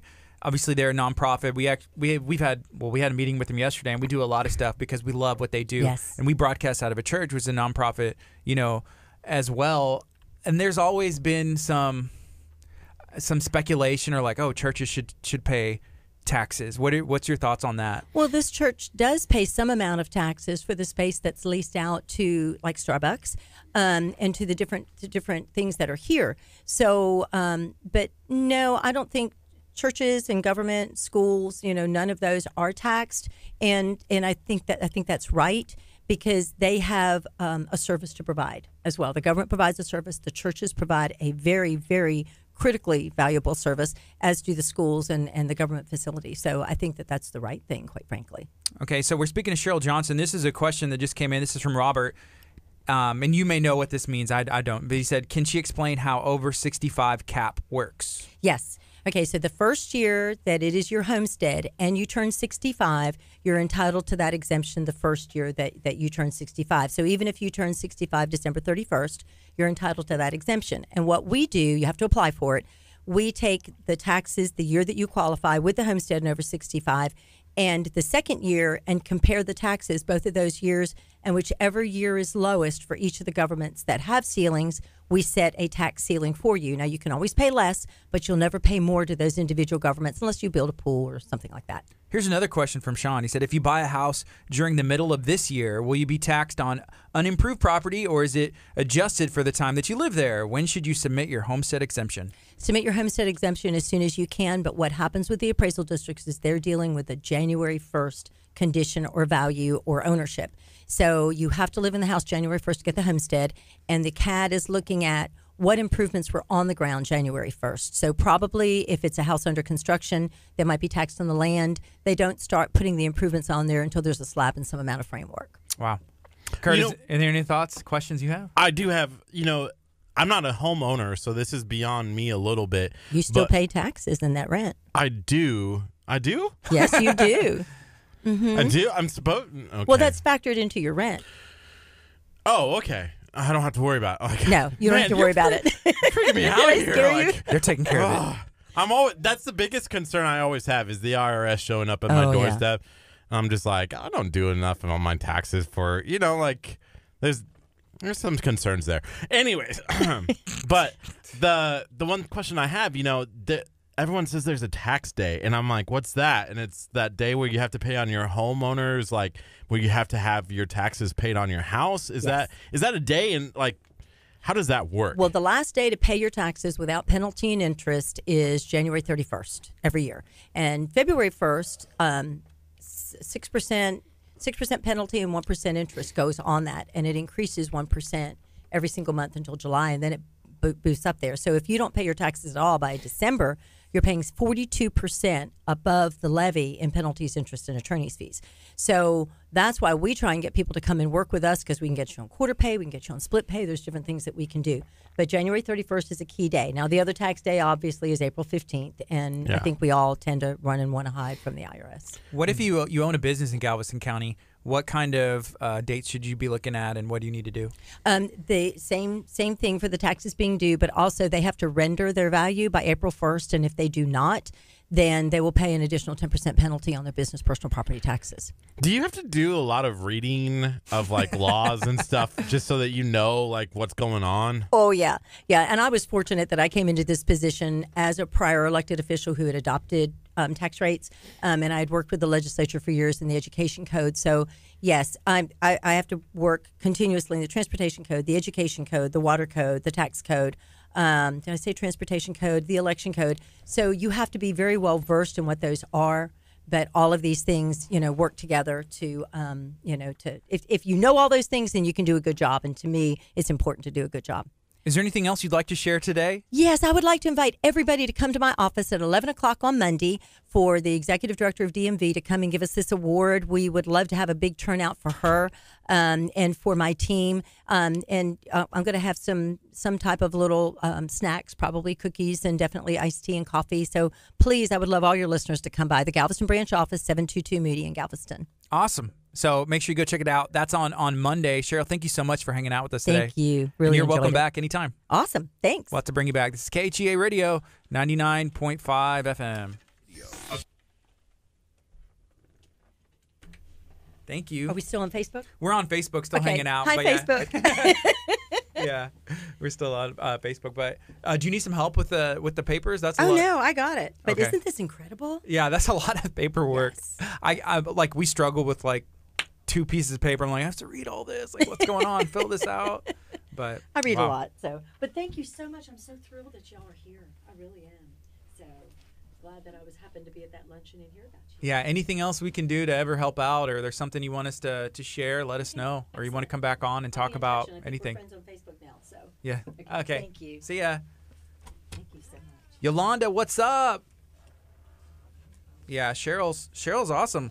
We just had the opportunity to meet her really for the first time, and just learning.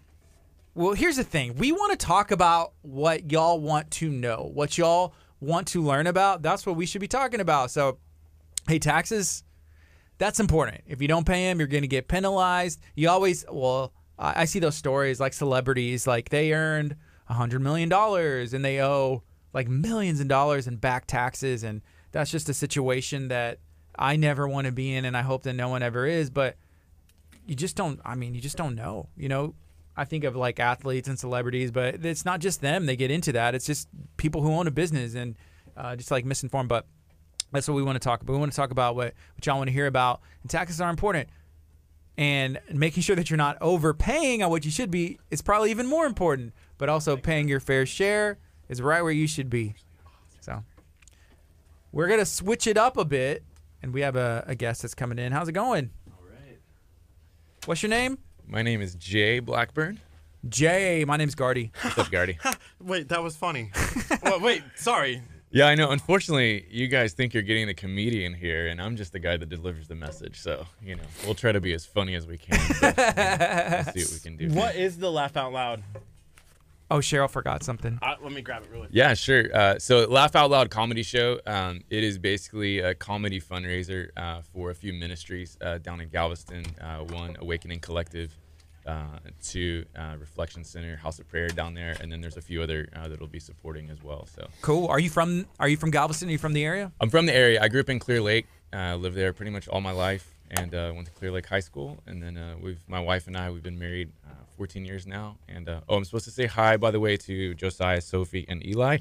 They're all watching right now. So anyway, yeah, we grew up kind of around the area. I've been in ministry for 15 plus years, and I guess about coming up on 4 years we've been in Galveston now.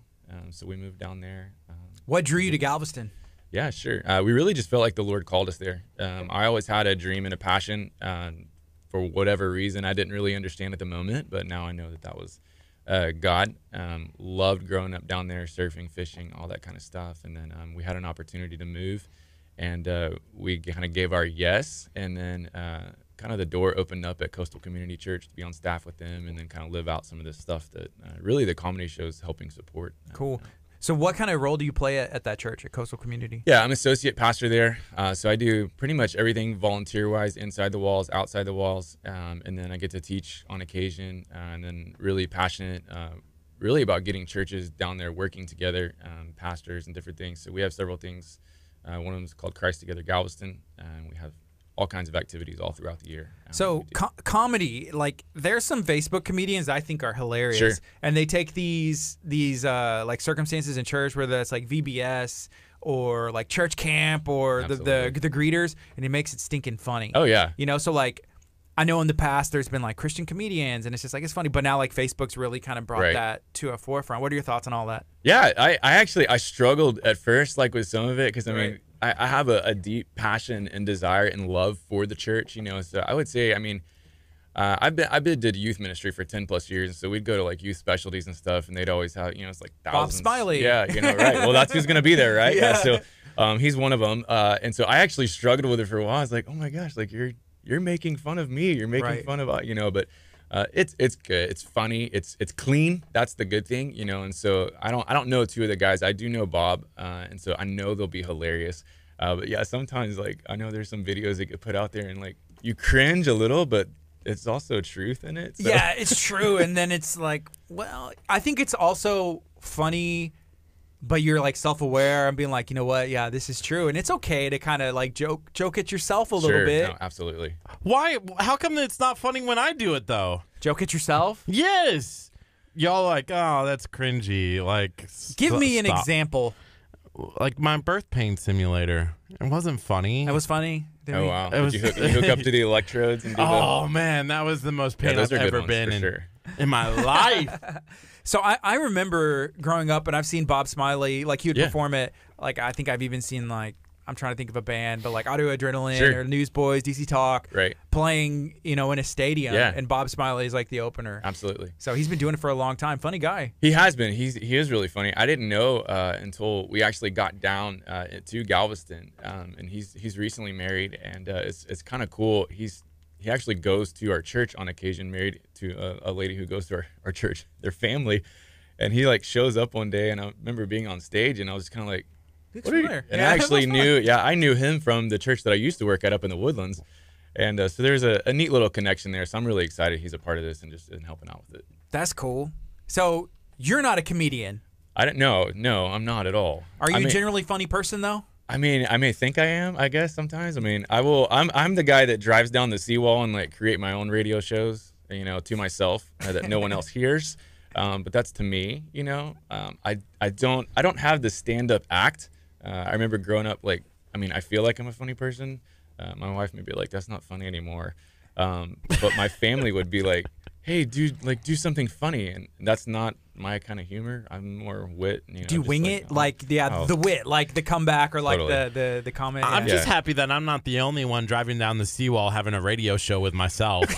That's all I care about. Like I'm in a relief right now. I thought I was the only one. When you live in Galveston, I mean, you see all kinds of things, and like especially when like the Comic-Con or the those things come to Galveston at the convention center, and all of a sudden like you see dragons walking down the seawall, and you're kind of like, why? I saw a meme today. I was laughing, like laugh out loud laughing. There was a guy who was like punching the air, and they're like, that's a true American. He's fighting the heat for us. And it was just a guy who was like, I was like, that's funny. You get them all the time. Yeah, the internet has given a platform to everybody, Absolutely. and comedians use it, but also like people who create memes use it, and that's a different kind of funny. Like it's something everybody can relate to for the most part. Like that's pretty funny. I laugh at memes all the time. So we got 50 seconds, and then we're gonna take it on the FM as well. If you have any questions, maybe you want to get involved, maybe you are a comedian and you have what it takes to participate in the next one. Is this something y'all do regularly? So this is actually the first one. We've actually just started this nonprofit for us, Awakening Collective, and we're in the process of going through all that. So this is the first fundraiser we ever done. It's a really creative way to do it. It should be a lot of fun out there. This Saturday, 3 and 7 p.m. There's 2 different shows. So I don't know. We'll see how it goes, and we'll see if we do it again. But yeah, it sounds fun. Stand-up comedy is a different kind of beast. What if if Curt was there, he'd be like heckling. You don't want to be the guy that's heckling at the wrong comedian, because then you're going to get called out and embarrassed up and down. Yeah, I watch out where I go. Good morning. This is KHEA Radio 99.5 FM. This is Kickstart. I'm Gardy. And I'm Curt. It is 10:06. We have a special guest in studio. He's a comedian. He's funny. No, I'm just kidding. Hey, how's it going? Can you introduce yourself and let everybody know what you got going on? Sure. Yeah, I'm Jay Blackburn, and I live in Galveston. I've been there about 4 years. I work at Coastal Community Church, and then also help lead the nonprofit Awakening Collective. Awakening Collective. It's a new nonprofit. What's y'all's vision? Yeah. So really, our hope is to really dig a little bit deeper in people's faith and really help establish who they are and their identity in Christ, and get them into their kingdom destiny. Yeah.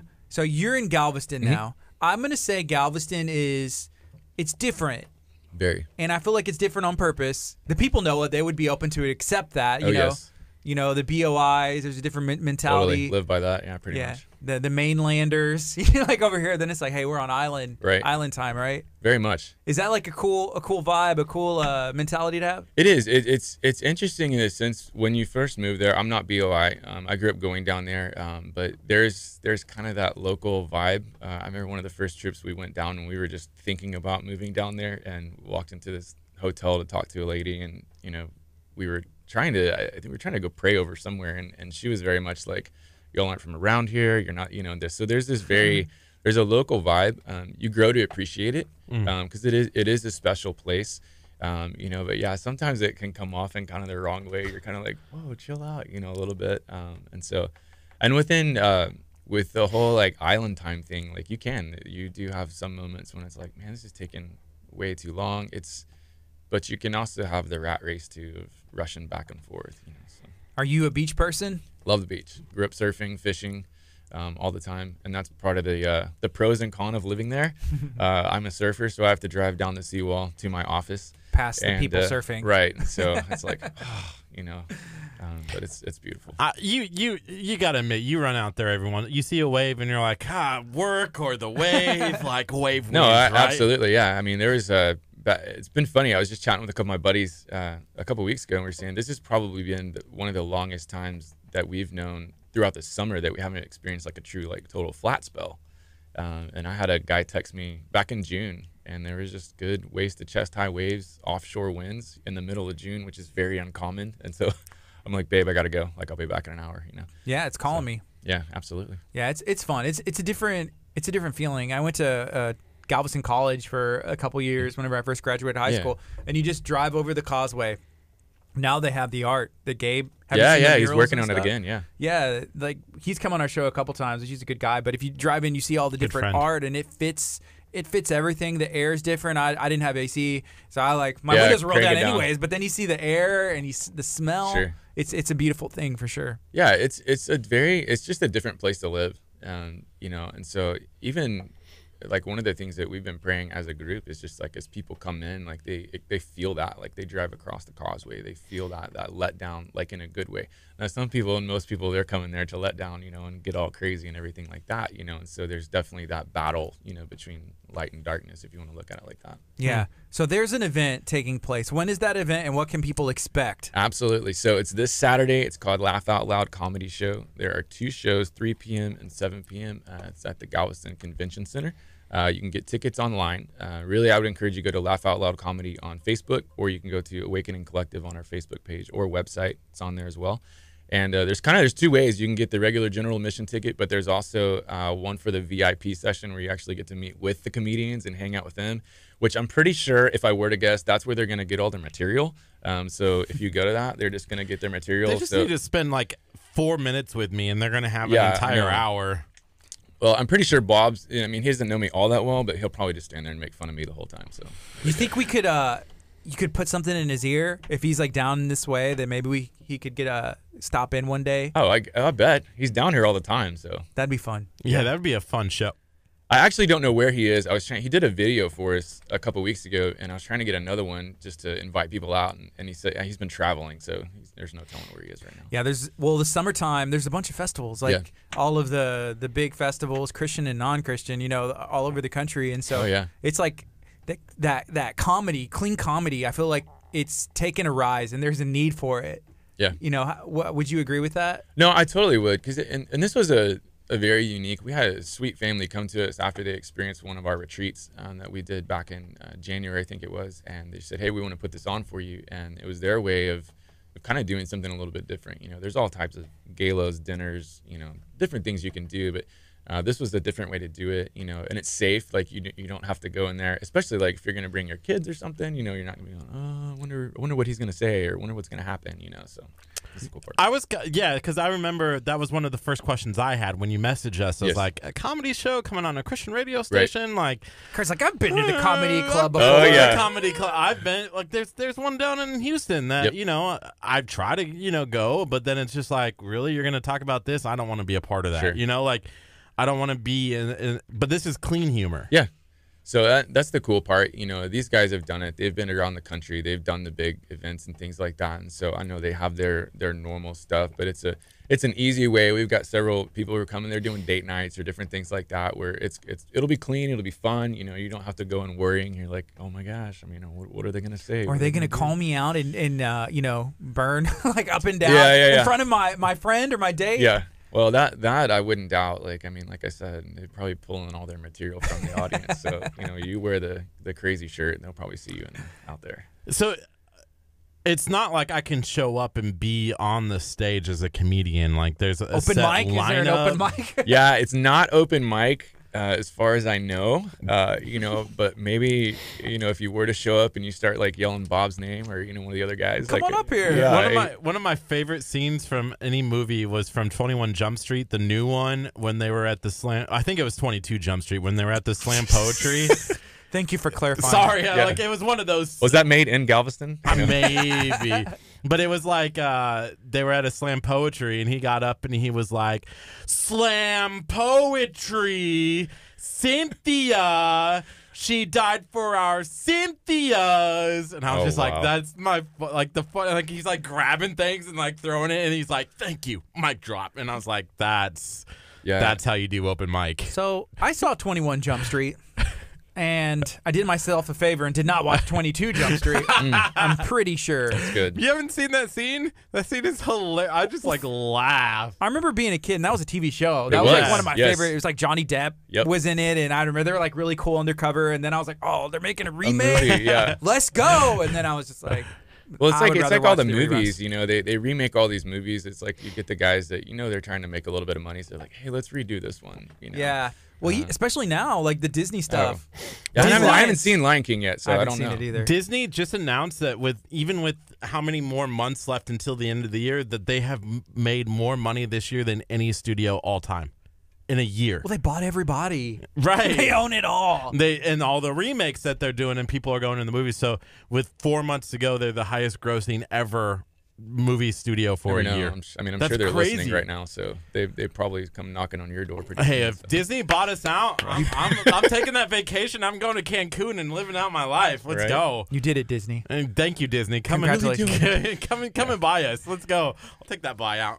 Kurt, you have no say-so in anything that goes on here. Dang! I want the Cancun.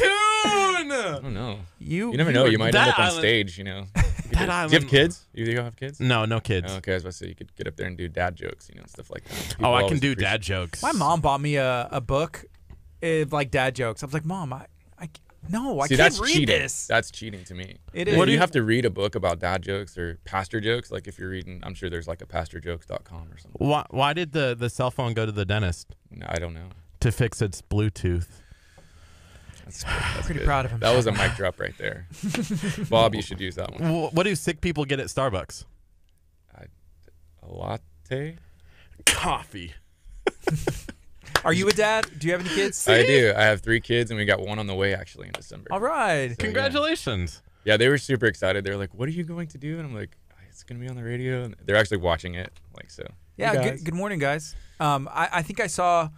Let me see. Maybe it was what's your wife's name? Jamie. Jamie. Uh-huh. I think she had maybe was watching as well, or somebody She may had said Kristen hello. said, yes, you are funny.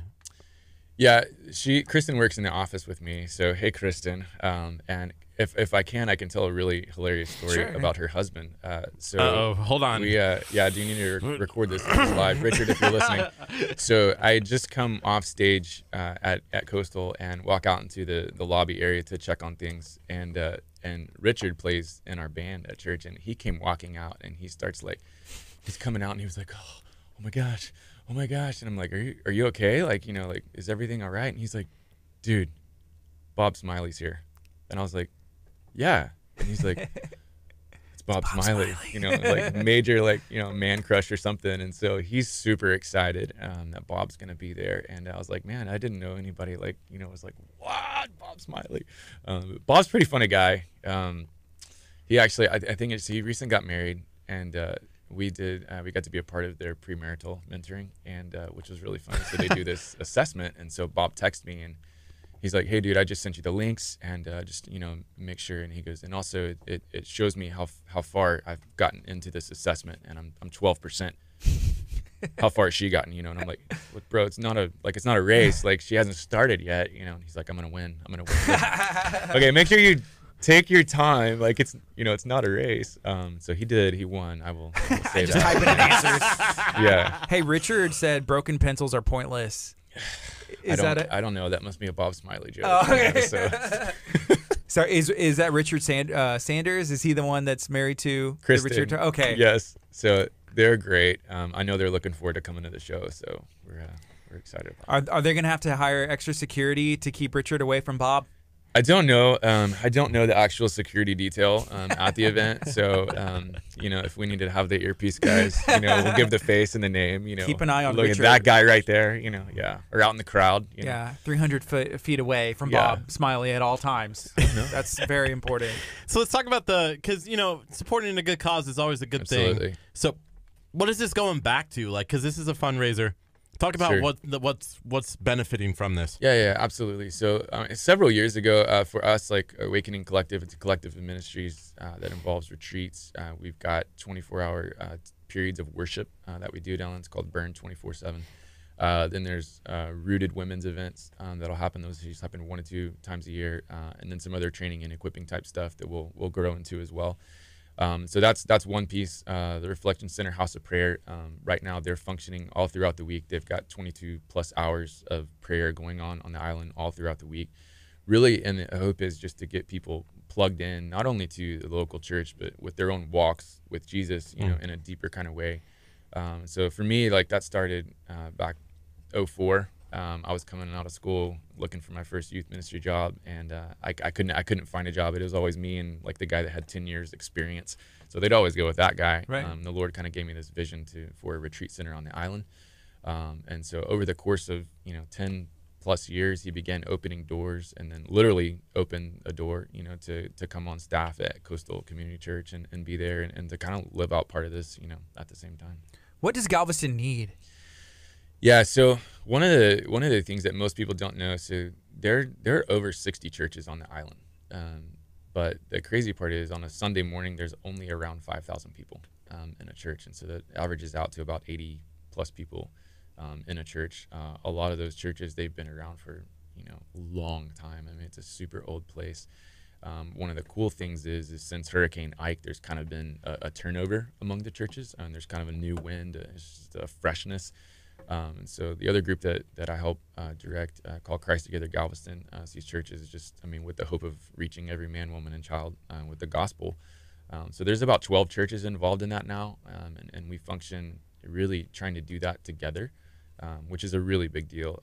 We just had we call it United Worship, where it's just anyone's invited, but I think on stage we had probably 8 to 9 churches represented for the worship band, which is just amazing. It's just it's unheard of, churches working together like that. Yeah, a lot of times churches or church members can be competitive, or like Absolutely. I used to go to this church and I'm offended. Sure. Everybody gets offended. But No, absolutely. yeah, you move to the next church and you kind of talk bad about sure. the last one. This is why I left. This Yeah. is why. And so to see that, how do you create that culture to be able to work together? Sure. Well, the cool part was like before our family and then the family that actually works on Awakening Collective we kind of moved down here together. Before we even got there, a piece of that was already going on amongst some of the pastors on the island. And man, I applaud them because down there, like there are some street corners where literally they will be on one street corner and there's another church on the literal opposite street corner, so they see each other's front door kind of thing. But they're getting together really out of humility and just kind of lowering themselves, in hopes of reaching more people. And there's also one of the things that, we have a good spread of churches. And so there may be someone who comes and visits one church and they don't necessarily connect, but they're able to say, hey, why don't you go check out, so-and-so down the street.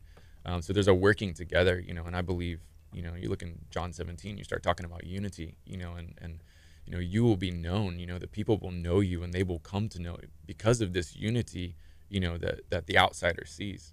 And I've been told to my face, like different prayer events or different things we're doing with Christ Together, like you start talking about churches working together, like they tell me that's not possible. And I'm like, well, it's happening right there. Like, there you go. And so to those who they're not a follower of Christ, like that's the thing that speaks to the heart, that's woven inside of them, that they're able to go, okay, that looks like the church that I would expect. Yeah. That's the hard thing for me, is, there are how many churches in the greater Houston area? 1,000, right? Yeah. It's unbelievable. I'm not Google. But, I don't know. like there's churches for everybody, Absolutely. like there shouldn't, it's hard to say like, hey, this one church is for you, Yes. like if, because there's different pieces that everybody enjoys. Well, and not only that, like I don't know if y'all have ever heard of Houston Church Planting Network. They're about planting churches within the Houston area. We joked one time we got with them, they called it the Greater Galveston area, which we agree. Like it is. It's the Greater Galveston area. But at the rate we're going right now, like the amount of churches that are needed, to be planted within the area, like it's not keeping up with either people leaving the church or the church in decline. And so there's this big push for more churches to be developed, planted, and get people into. Yeah, I think social media and the access to streaming services and being able to see my favorite preacher ever, who lives across the country or wherever, has caused some of the church buildings to there's not as many people, like 20 years ago, there used to be more people going to church regularly. And then if you just get busy or, what are your thoughts on that? It's hard. Like, so in America, at least, like we've really created this culture to where it's all about Sunday, and specifically it's all about Sunday morning, and so when you talk about churches getting outside the walls and serving or different things like that, like the church should be a part of that. And they want to be a part of that. They don't necessarily always do that. It can be a very internal thing, but when you really begin to focus externally, and you see things begin to happen. And so even with Awakening, like one of the things that we do on our retreats is, we try to create space for people to, literally hear from Jesus, and it's amazing. People are like, I can't believe, like I heard from God for the first time in 15 years. And a lot of it's not necessarily anything special that we've done aside from just stop, create the space, and spend time in prayer, worship, fellowship, and it's amazing when we slow ourselves down, the type of thing that can happen, in those moments. And so even with the church, the culture that we've set it up is you come on Sunday, get what you need, for an hour, and then you're done the rest of the week, which is not what was intended, from the beginning. So you're an associate pastor right now, right? Yeah. Do you remember the first message, the first time you had to get up in front of people, and what did you touch on? Oh man. At Coastal, I don't actually remember. I remember preaching maybe out of Romans 8, but my first time ever preaching, I was probably 23 years old, and I had like one preaching class in college, and I'm this like little youth minister at this church, and I do remember coming in, and like I got stopped by a lady afterwards, and she wanted to inform me that I didn't say like all the right things, and I was like, well, I wasn't talking about that, but to her it was, I should have said these exact things. It's a humbling place to be. To stand in front of, 600, 700 people, and to have a captive audience. And so I don't take that for granted, by any means, it's for what the Lord wants to speak that day. Why comedy? Let's go back to that a little bit. Like when you think of Christianity, sometimes it's hard to draw that line, hey, like, oh, we're going to make fun of, like you look at Mr. Christ, right? Like he's a comedian, but he makes fun of Christians, but he's a Christian, know, like talk a little bit about how that's okay to still have that comedy and still be in line with what God wants you to do. Yeah. I think, God gives us gifts, the gift of comedy, that's not necessarily, it's not in the word, anything like that, but, encouraging people, to give them a kind of an uplifting night where, is there a line? Yeah, I do believe there's a line. I've seen some lines that have gotten crossed, it's like, bro, that's too far. But, it gives you the ability to kind of like breathe a little bit. And it's not such a serious, hey, we're coming here and we're doing this ministry and we're getting serious and we've got to raise this amount of money, and there's time and a place for that, but this is just kind of a different way to, come out, have fun, and, experience that really is. And it's kind of an open thing too. It's not like a church thing where it's only going to be church people. Is, hey, come, it could be anybody. Everybody. Experience this. Yeah. Everybody's welcome.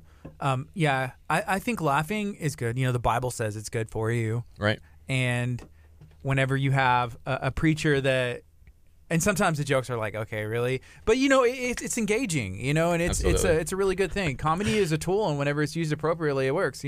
There's a video that Curt had put together for our church service because it was Pastor Allen's birthday, and so kind of took the, how kids say the darndest thing. He asked the kids, like, hey, Pastor Allen's turning, senior pastor, he's turned 65 years old on Sunday morning.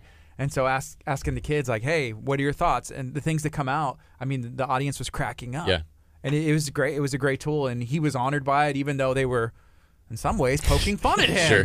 Every way, actually. That was the only thing that miraculously made the video.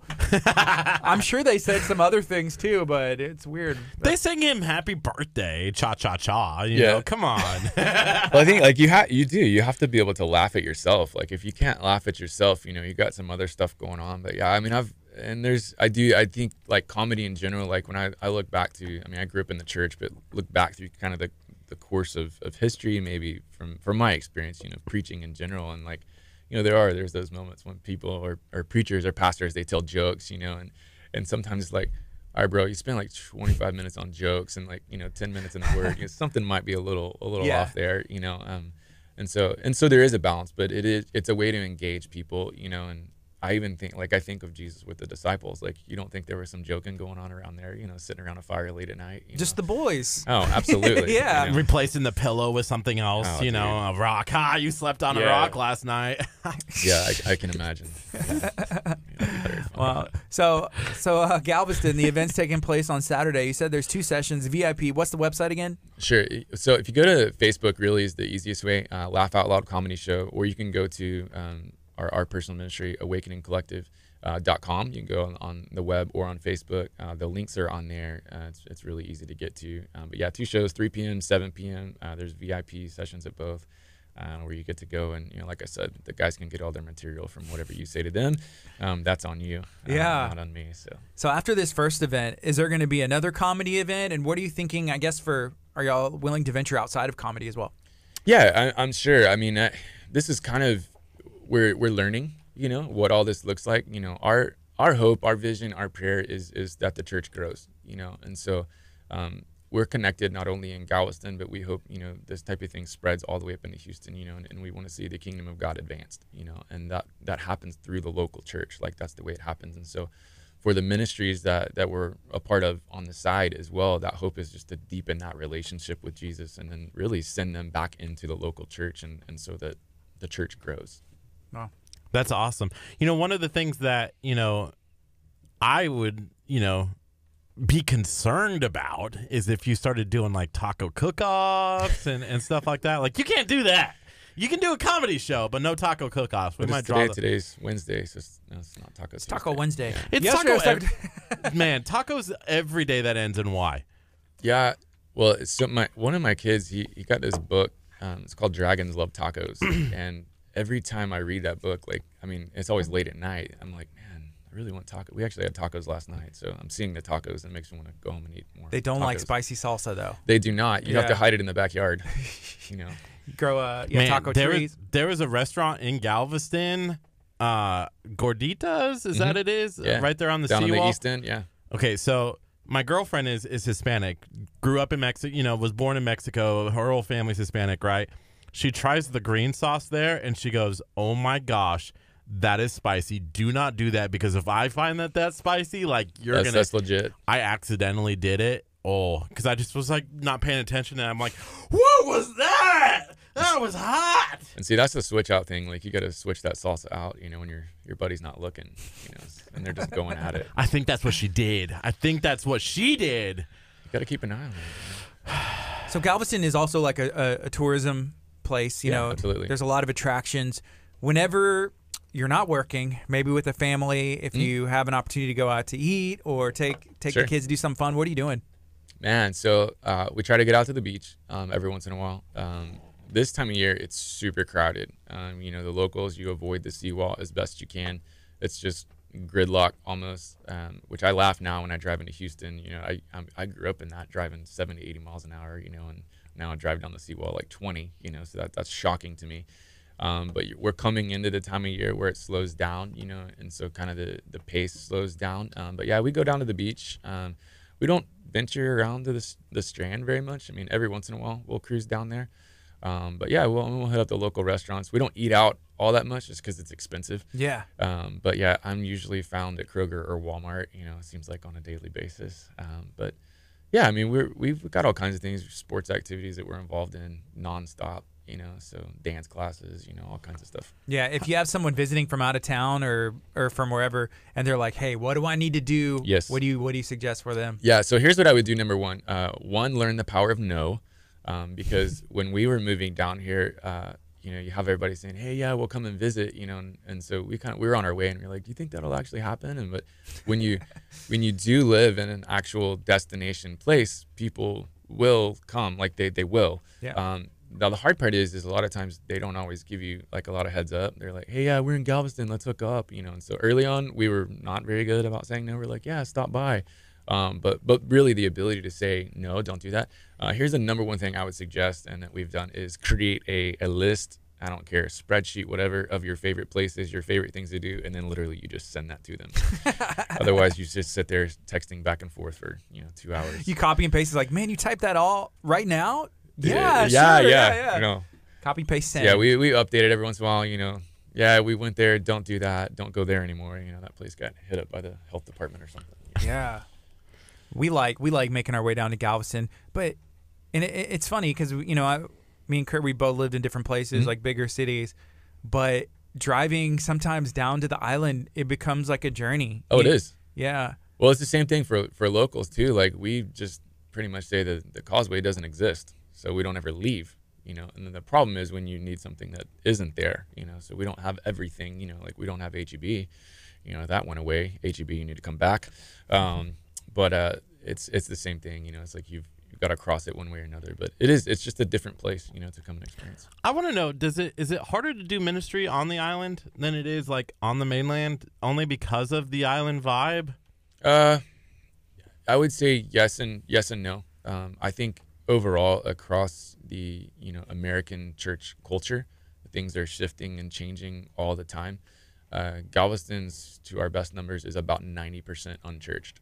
Like, it's roughly 50,000 people there, and there's 45,000 people on a Sunday that aren't in a church. And then that's kind of the easy measuring stick, if you want to say that. Does that mean they don't have faith? Does that mean I don't know, but that's an easy measuring stick where it kind of is. There may be that Sunday morning, and I get texted all the time, like on Sunday, all my surfer buddies are like, dude, the surf's going off. I'm like, what I do, like, I can't go, and so I think overall, like, in Galveston, there can sometimes be this kind of like apathetic, I just don't really feel like doing anything. And that goes back years upon years, so it just depends, the time of the year and different things. It does slow down, you move into that fall kind of thing, and then people kind of get in their way of doing things. Do you guys ever help with the ministry on Saturday mornings that take place in downtown, the street ministry? Yeah, there's lots of people from all across church, and not only Coastal where I work, but a lot of the churches within Christ Together, a lot of the churches on the island, they participate in that. A lot of the churches, they're serving all throughout the year. With Christ Together Galveston, we have a big service project that we do, service activity that we do in the spring every year called Servolution. In the past 3-4 years now, we've had almost 20 churches participating, about 1,000 people, Saturday and Sunday mixed, and so there's a lot of impact there as well. How many churches are on the island? There's around 60. You could probably actually go higher than that, but some of those, you're going to find lists that they don't actually exist anymore, or they're not functioning, or so. But there's roughly 60. And I guess the homeless population, is that an issue, like a really bad issue in Galveston? It is. I was just in a conversation the other day, kind of talking about that. Like, it is an issue. It's trying to find the places, to house the homeless, the individuals who have the mindset of what to do about, if you want to call it chronic homelessness or whatever, how to actually interact with them. And Galveston's kind of weird like that. Like, you'll meet people all the time, and some of the homeless, I've met several, is like, how did you get here? And it's literally, it's like the end of the road kind of thing, for some people, and they go there, for that reason. And so, I don't know, like, it is an issue. I do believe that the city works well, with the homeless population. I know there's things being done, all the time, but, even the police department, they work very well with the homeless people. I saw an article about the situation with police in Galveston, where they're trying to buy better gear, better equipment, like, for police department, but people are having an issue with that. What are they doing specifically, I guess, for the homeless population to help them? Yeah, I'll just give a personal example. I mean, I'm not like super well versed on it, but like every once in a while, we'll have at our office location. Like we don't actually have a church location yet. We're in the process of building a building on 23rd Street, or refurbishing, should I say?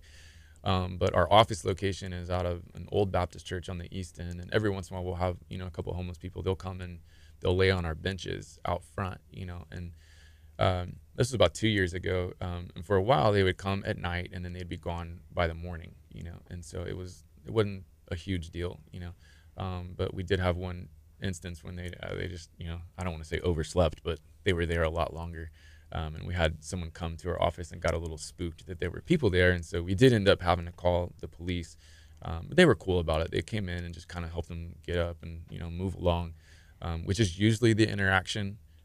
Now, if they get into unsafe things and things like that, I know they take other, precautionary measures and things. But for the most part, from what I've seen in my experiences, they try to help them.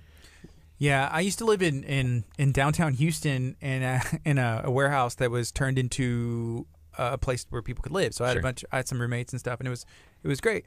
But there's a very large homeless population in downtown Houston as well, and these people, they literally have what's on their back. Sure. And so we had a bench and a porch, and numerous times, I'd get up and go to work, and there's somebody who doesn't have anything, sleeping. And so it was an interesting and tough situation because, I mean, I would talk. I would, hey, do I have something? Yeah, I do. Here's some change. Here's a couple bucks. Here's some food, some leftover food. And just trying to make sure that I'm doing what I'm supposed to be doing. Right. But I don't know if I'm truly helping. I don't know if I'm enabling. I don't know if I don't know the answer. I don't know, you know? I mean, I think I've been in the same situation. I remember early in ministry, the church I worked at, there was always a homeless population around. They were always knocking on the door and different things. And I had to learn early on, like, and it may be cliche or whatever, like you really need, like you need to pray, like you need to ask for the Spirit's leading in that. Are we just to take care of the poor? Absolutely. But there are those out there that will use it for the wrong thing, right or wrong. But I remember giving a guy, I think I bought him lunch or something. Like I bought him lunch, and then later on that I went to the store, which was literally across the street, and that bro was in there like shopping, like a basket full of stuff, and I'm like, I was so confused, and then I'm like offended, like what happened, so really, those interactions, like you really, listen and ask, like, man, how am I supposed to interact in that way? Yeah. So earlier we were talking about the culture that we have in America, and how that's affected, I guess, the church, like attendance or the amount of churches working together. Do you think that the church needs to do a better job of setting the tone of what that looks like? Or do we need to adjust to fully like American culture now? It's like, oh, well, we're going to do an online, or we're going to do, events instead and focus more on Sunday more. I don't know. Yeah. So, I mean, I think we kind of went through the period, of the 90s, maybe early 2000s, of the real church growth model, event attractive, hey, let's do this to get people to do this. Did that translate to, a sold out follower of Jesus? I don't know. I'm sure there's stats some cases out there. Probably. Yeah, right. Mm-hmm. It wasn't for naught, and those things do hold good as well. But I do think we're kind of moving into a time period where I do believe kind of the church is awakening again, like reawakening again to like go, okay, so like when I read this, like, am I doing that? Am I following that? Am I seeing that? And in America, that's really hard. Like we're moving into a period where, I mean, in regards to people in their faith, like they're not, we talk about the church, like people leaving the church, like they're not leaving the church a lot of times to even go to another church. They're leaving religion. They're leaving faith altogether, and so that's more of a red flag to me. And so I know, like for us, like a lot of what we want to do, with awakening is like, I know that, usually every person, I believe at some point in their life, they question who am I and what's my purpose, and God's woven those things inside every single person that's ever been created, and so when you're able to speak into that, and they're able to have that kind of awakening, and then getting plugged into a local church, like that really changes, the landscape, of the church culture. Here's a comment, and this is going back to the homeless population. This is on our Facebook stream. The comment says, most of the homeless in Galveston have mental health issues and drug addiction. Yes. They need rehab. And again, I know you had brought up like, well, I don't know the answers, and I would say you feel the same way. Like, I don't know all the answers, but just the people that do know the answers are like-minded people collaborating, which is kind of what No, you're absolutely. doing. You know, those Absolutely. collaborations. Yeah, and that's one of the coolest things that I love being a part of now is, I mean, I even think about this interview, like we've talked about all kinds of stuff, you know, that I'm going, wow, it's cool to have a finger on different things, you know, all across. But like I know there's a group right now, and y'all may have had them on or not, but it's called Vision Galveston, and they're just talking about the future of Galveston. What should it look like? What do we want it to look like? You know, but it's not just one group of people. You're taking, I mean, literally a whole population and being invited out to participate in these types of things. And so in regards to the homeless population in Galveston, yeah, I mean, I drove past a lady yesterday, you know, coming home right on the corner of 61st Street, and I've seen her. You see the same people over and over again. And sadly, you'll also see the progression.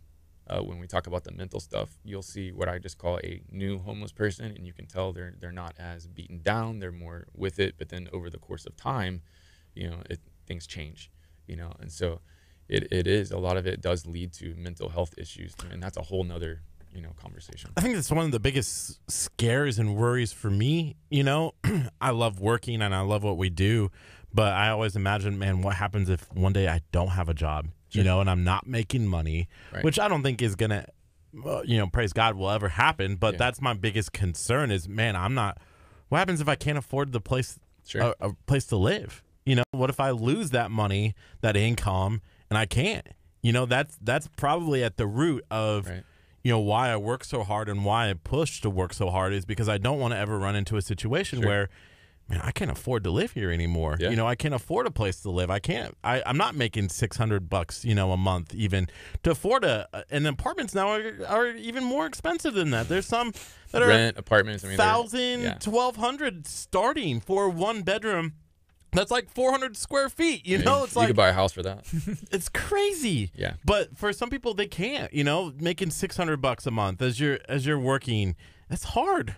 Yeah. Well, I think that's the beauty really of the kingdom of God. Like when kingdom people, you know, followers of Jesus, when they're utilizing their God-given talents, abilities, all that, you know, and then you literally have the body of Christ coming together, you know. And so when you take an issue like homelessness, you know, okay, so what is the church doing? You know, so you mentioned the Saturday ministry thing. So they're feeding them, you know, which is awesome, and it's amazing, you know. And I know there's other groups on the island, nonprofits and ministry, all kinds of stuff that, you know, it's like, okay, so what's the next step, you know? And then I know there's the argument too. Well, the mental thing, we can't deal with that. I'm like, well, you can. It's just we just don't have that established necessarily, you know.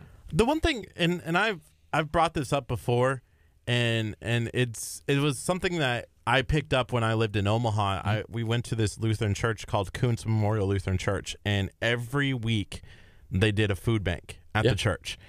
And it was show up, you know, as many times as you want. And that, you know, when we're open, come and get it. Like, we're not going to check your cards. We're not going to, you know, I think they used to like check IDs, but they went away with it. They're like, we don't care. Like where you lived, or what were they checking on? Yeah, they were just checking IDs, but they got rid of that because they're like, we don't care if you need it. Yeah. I mean, because if you, like, I'm not going to a food pantry, you know? I'm not going, because you only go if you need it, you know? Like, and so if you're coming before to get it.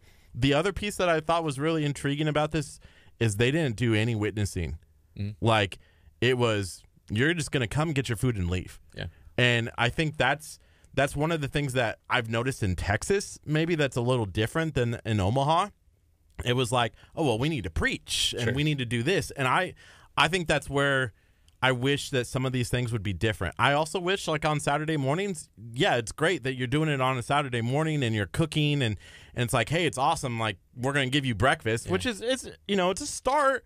But I think there needs to be more. I think there needs to be like, hey, well, we're gonna give you food every day of the week, not just like, hey, we're gonna cook you breakfast that day. You know, also just like resources. You know, when you talk about the body of Christ, there's the way a body works is everybody has a task. You know, and I'm sure we can all agree on that. So maybe some people are cooking breakfast. Some people can help with like mental issues that may be there, or a cause of being out on the streets. That does take a toll. No, absolutely. Finding a job, somewhere to live for a while to get back into the workforce. There's a lot that can be done, and I think it's a team effort. Oh, absolutely. It's everybody. Yeah, and it's hard. It's the ministries that they do provide that food. they provide counsel. And I love them, and they're awesome. And it is hard. It's like, what's the right answer? It's like, nah. It's like, I don't know. It's like, let's sit down at a table and let's talk and pray and see what happens. Cool. We have Jerry Plummer who's watching, and we've met her before. Yeah. And we've had her daughter Lida in the Yes. studio a couple times. I think the first time that she came on was we had an event in last December, and she came and performed, and she was great. And now she's like, I would consider her one of our good friends. And she gave me advice the other day because on my Instagram, I zoomed in really close to this pimple, and she said, I said, send help. And then, like, there was really people who gave it. I was like, I appreciate all of you people who actually sent advice. I didn't give advice. I'm sorry. I'm not your real friend. Well, Lida is. Thank you, Lida. Apparently, yeah. Right now it's 10:48. This is KHEA Radio 99.5 FM. This is Kickstart. We're going to be on till 11 a.m. We're talking about an event that's taking place in Galveston this Saturday. We're also talking about the current state of the church, Christianity. What can we do? What can you do to make a difference in the community? Because a lot of times you feel like, I'm just one person. Mm-hmm. But that's the benefit of being a part of something bigger than yourself. That is kind of the whole point is, what can I do today that makes a difference? You and I, we wake up every morning and we do this show. And I was thinking earlier when we had Cheryl in from the tax office, right? Like, some of that information that she was spitting out, I had no idea about. Yeah. And we were able to share that information. Yeah, that's not us spreading the gospel per se or bringing people to Christ, but I feel like having an informed public, absolutely, having an informed community is all about Christianity, and I think that's huge. Yes. Yeah. But so what can you do today? Yeah, what can you do today to make a difference? Just being a law-abiding citizen, making sure that you're up to date, that your car, DMV, everything's taken care of, because you can't do what you need to do, what you're supposed to do, what is planted inside your heart if you are, paying fines, if you are getting arrested because you owe money to the government. See, that was the other thing last night. Last night, Gardy sent me this video of a lady who was getting pulled over, and it was a simple, like, hey, this is an $80 ticket. And she had a light out on the back brake light. Right, and she's like, oh, I knew about it 6 months ago. And he's like, okay, well, I'm giving you a ticket because obviously a warning's not going to fix this. And she, like, made a big deal about it, like, drove off. Fled the police. Yeah, fled the police, and then was, not... She got tased. Sure. It's an interesting video. But I told you, I came in today, I said, man, I feel bad for this person, because here was a simple situation where she loses $80. Sure. Right? But now it's like... turned into something else. Something bigger. And I felt uncomfortable and I felt uneasy with that video, only because maybe I was putting myself in her shoes, and I'm like, man, here's a situation that, okay, maybe she didn't want it to escalate, and it escalated quickly, and now she can't go back and take that back. Sure. But I was thinking about it as I was walking away after our conversation today. I think it's empathy. Like, a lot of times maybe people need to take a step back and put themselves in somebody else's shoes for that day. Because you and I, Gardy, are as well, it's, you can have a bad day. It can go something bad, but if somebody's walking by, like somebody came up to me the other day, we were dealing with a lot of issues on Sunday. The guy walked over to me. He's like, man, you just made someone really upset because of your interaction. And I was like, wait, what? Whoa. And he goes, yeah, you told him, like, hey, excuse me, I need to get through here. And the guy apparently had an issue with it. And I was like, bro, I need to get this done. Yeah. Like, I'm in a hurry. There's an issue. There's a market going on. Mm-hmm. Like, I'm sorry that person got offended, but let's have some empathy. Sure. And for me. But then flipping it around, and I was like, okay, maybe that person also was having an issue. And so I did. I went back and I apologized. Said, hey, I'm really sorry. This is what was going on. I'm sorry that you felt that you had a bad interaction. And I think a lot of times we don't take that step back and have empathy for a situation. This is we came here to talk about a comedy show. I know, right? We're getting all serious now. A lot of other things as well. Yeah. Yeah. And then you just need to be careful, because you're not just representing yourself.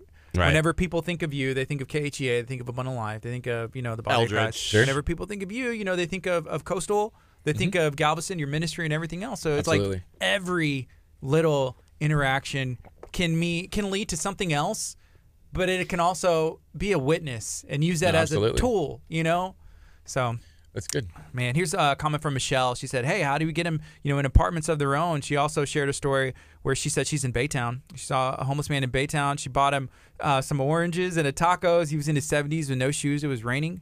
Went home, found some flip-flops. And it makes you feel good as well, to be able to know you're making a difference. And hopefully, it's a seed. And that I feel like that's one of the biblical principles, like planting a seed. You may not be the person who sees the harvest, but hey, they're going to see that later down the road. Be like, hey, be blessed. God, God bless you, and just make a little difference. Yeah, I mean, I think you talk about empathizing with people, and I think within the church culture, if you truly understand how you've been uniquely created and made, there's no other you on the planet. And a lot of people don't think about that. We're always trying to be someone else. I want to be like that person. And there's nothing wrong with that. But it's if you come to that realization of how you've been uniquely created, you've been uniquely designed, things that God woven into you, and then you're okay with that, and then you're able to live in that way. When you start talking about the body, it's okay. You're the index finger or the pinky toe or whatever. And then it's all working together, in those interactions. You also mentioned something earlier, you feel like everybody is created for a purpose. Mm-hmm. And I feel like that desire inside your heart, God put that there. Absolutely. You're unique. If you say, man, I see somebody out there and I bet I can help feed them. Or maybe I want to know how to do this. Those are things that are put there for a reason. Absolutely. And then you just have to just do some research. And sometimes if you see something missing, maybe it's you that's supposed to start it. Yeah, and to me, that's the cool part too. Is we talk about our witness, or you talk about sharing the good news of Jesus. If it's in that situation where you may meet someone who's meant to do this thing, and that comes alive inside them, and that was your role. It's not even they're supposed to become necessarily like you. I mean, in some ways, yes, when you talk about discipleship, but in that is man, how can we speak into a person? What's already inside there for that to come alive. Which. To me, that's what I saw a lot of what Jesus does when he's walking around with his disciples. He's calling them to the thing that they were really meant to be, and do. And now we sit here really because of that, 2,000 years later. So we have a couple minutes left. Can we remind everybody one more time the name of the collective, the event that's taking place this Saturday, how they can find out information? Absolutely, yeah. So Awakening Collective, it's just a collection of ministries. You can go to awakeningcollective.com. Or on Facebook. There's also Reflection Center House of Prayer. That's ongoing prayer throughout the island multiple times a week. And then the Laugh Out Loud comedy show, that's coming this Saturday, August 3rd, 3 p.m. and 7 p.m. at the Galveston Convention Center. And you can get tickets online, again, at awakeningcollective.com or Laugh Out Loud comedy show on Facebook. Is there anything else you'd like to share while you're here today? Man, I don't know. This is cool. We hit on a lot. Yeah, for real. I didn't know what we were going to be talking about, but no, I just think in overall, in regards to Galveston, there's a cool excitement going on within the church, and it's cool to be a part of it. Awesome. We got a busy couple of days left in our week. We have a packed show tomorrow I'm super excited about. And so tune in tomorrow morning, 8:30-ish. So that way you can listen in. We're going to have Furniture Zone, which is located in Dickinson and is a proud partner of KHEA. And we're going to have Brock Dumas. I hope I'm saying his last name right. Dumas. But he does doom surf and wakeboarding. Yeah. You down with wakeboarding? Doomswell is his brand. Doomswell, that's right. I know that brand, actually, yeah. Yeah, Brock, he's a good guy. He's been doing it for a little bit now, and he's doing some really big things. Local dude. I saw him out surfing the other day. He was like, man, we just decided to go hang out. And I'm like, man, that would be the life. Wait, you were surfing? He was with all of his friends, and I didn't get invited. Man, Brock, I thought we were buddies. You checking your phone? I'd be like, is this thing on? AT&T's messing up again. I'm going to bring that up tomorrow. So it might be ready. that Leak City dead zone. 96. Man. Conspiracy, man. And then also on Friday, we're going to be talking to Reggie about Stay Recruited. They're doing a backpack drive. And then Billy from the Iron Den. So 2 more shows that are going to be packed. You're not going to want to miss it. And then we're going to be talking a lot still about our Talk of Taco cook-off that's taking place October 12th. If you love tacos like we do and you feel that you have the best taco, we want you to enter a cook-off team. So you can do it yourself. It's $100. You get entry into the entire event. There's some awesome prizes. We're going to be talking about those as we get closer. We want to hear from you. What would you like to see for a prize if you win? Do you have the world's best tacos? What do you think, Jay? Like, what's a good prize? Like, if you had a cook-off team, or you know somebody that does cook-offs, like, what kind of prizes would they want to see? Obviously, a taco trophy. But what else? I mean, there's cash, a car, a boat, a surfboard. Do as well. Yeah, you could get a surfboard donated. But man, I go to get some taco truck out there, something like that, help out. Or if the people that are making tacos, they obviously like to cook. Maybe it's an oven, maybe it's a stove, maybe it's a See, this. We were talking before. I'm like, man, everyone's just gonna say It's a cash. great idea. Everyone's just gonna say, give me the cash, but. But yeah, man, you get an a sweet oven? you get a sweet 6-top stovetop in your house, and you're like, man, I got this because I made an awesome taco. Like The ultimate cooking, like, supply. I don't know. Like, that's a great idea. So October 12th, starting at, I think, 9 o'clock is when the event's going to take off. It's going to be right here at 601 Delaney Road in Abundant Life Christian Center, Lamarck, Texas.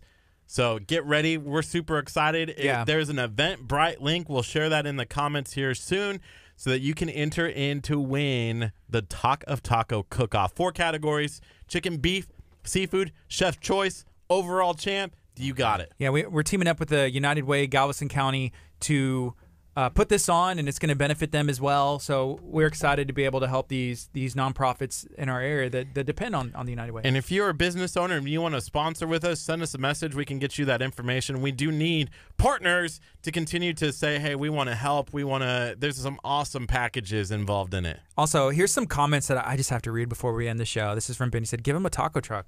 That would be awesome. Hey, get the food truck. And then here's one. Michelle said an oven. And Richard said more tacos as a prize. I love That's it. right, who doesn't love more tacos? More tacos. Awesome. How about a dragon? Dragons love tacos. Have you seen the second book? I haven't. There's it involves time travel. I don't want to blow the story, but it involves time travel. Dragons love tacos too. Go pick it up. I like the art. I like the art in the book. It's for I read it for the pictures. This is KHEA Radio 99.5 FM. Coming up next is North Point Inside Out. Death Was Arrested. You can stream us from KHEARadio.com. Better yet, download the KHEA Radio app. Google Play, App Store. Search KHEA. It pops up. Be blessed. Facebook.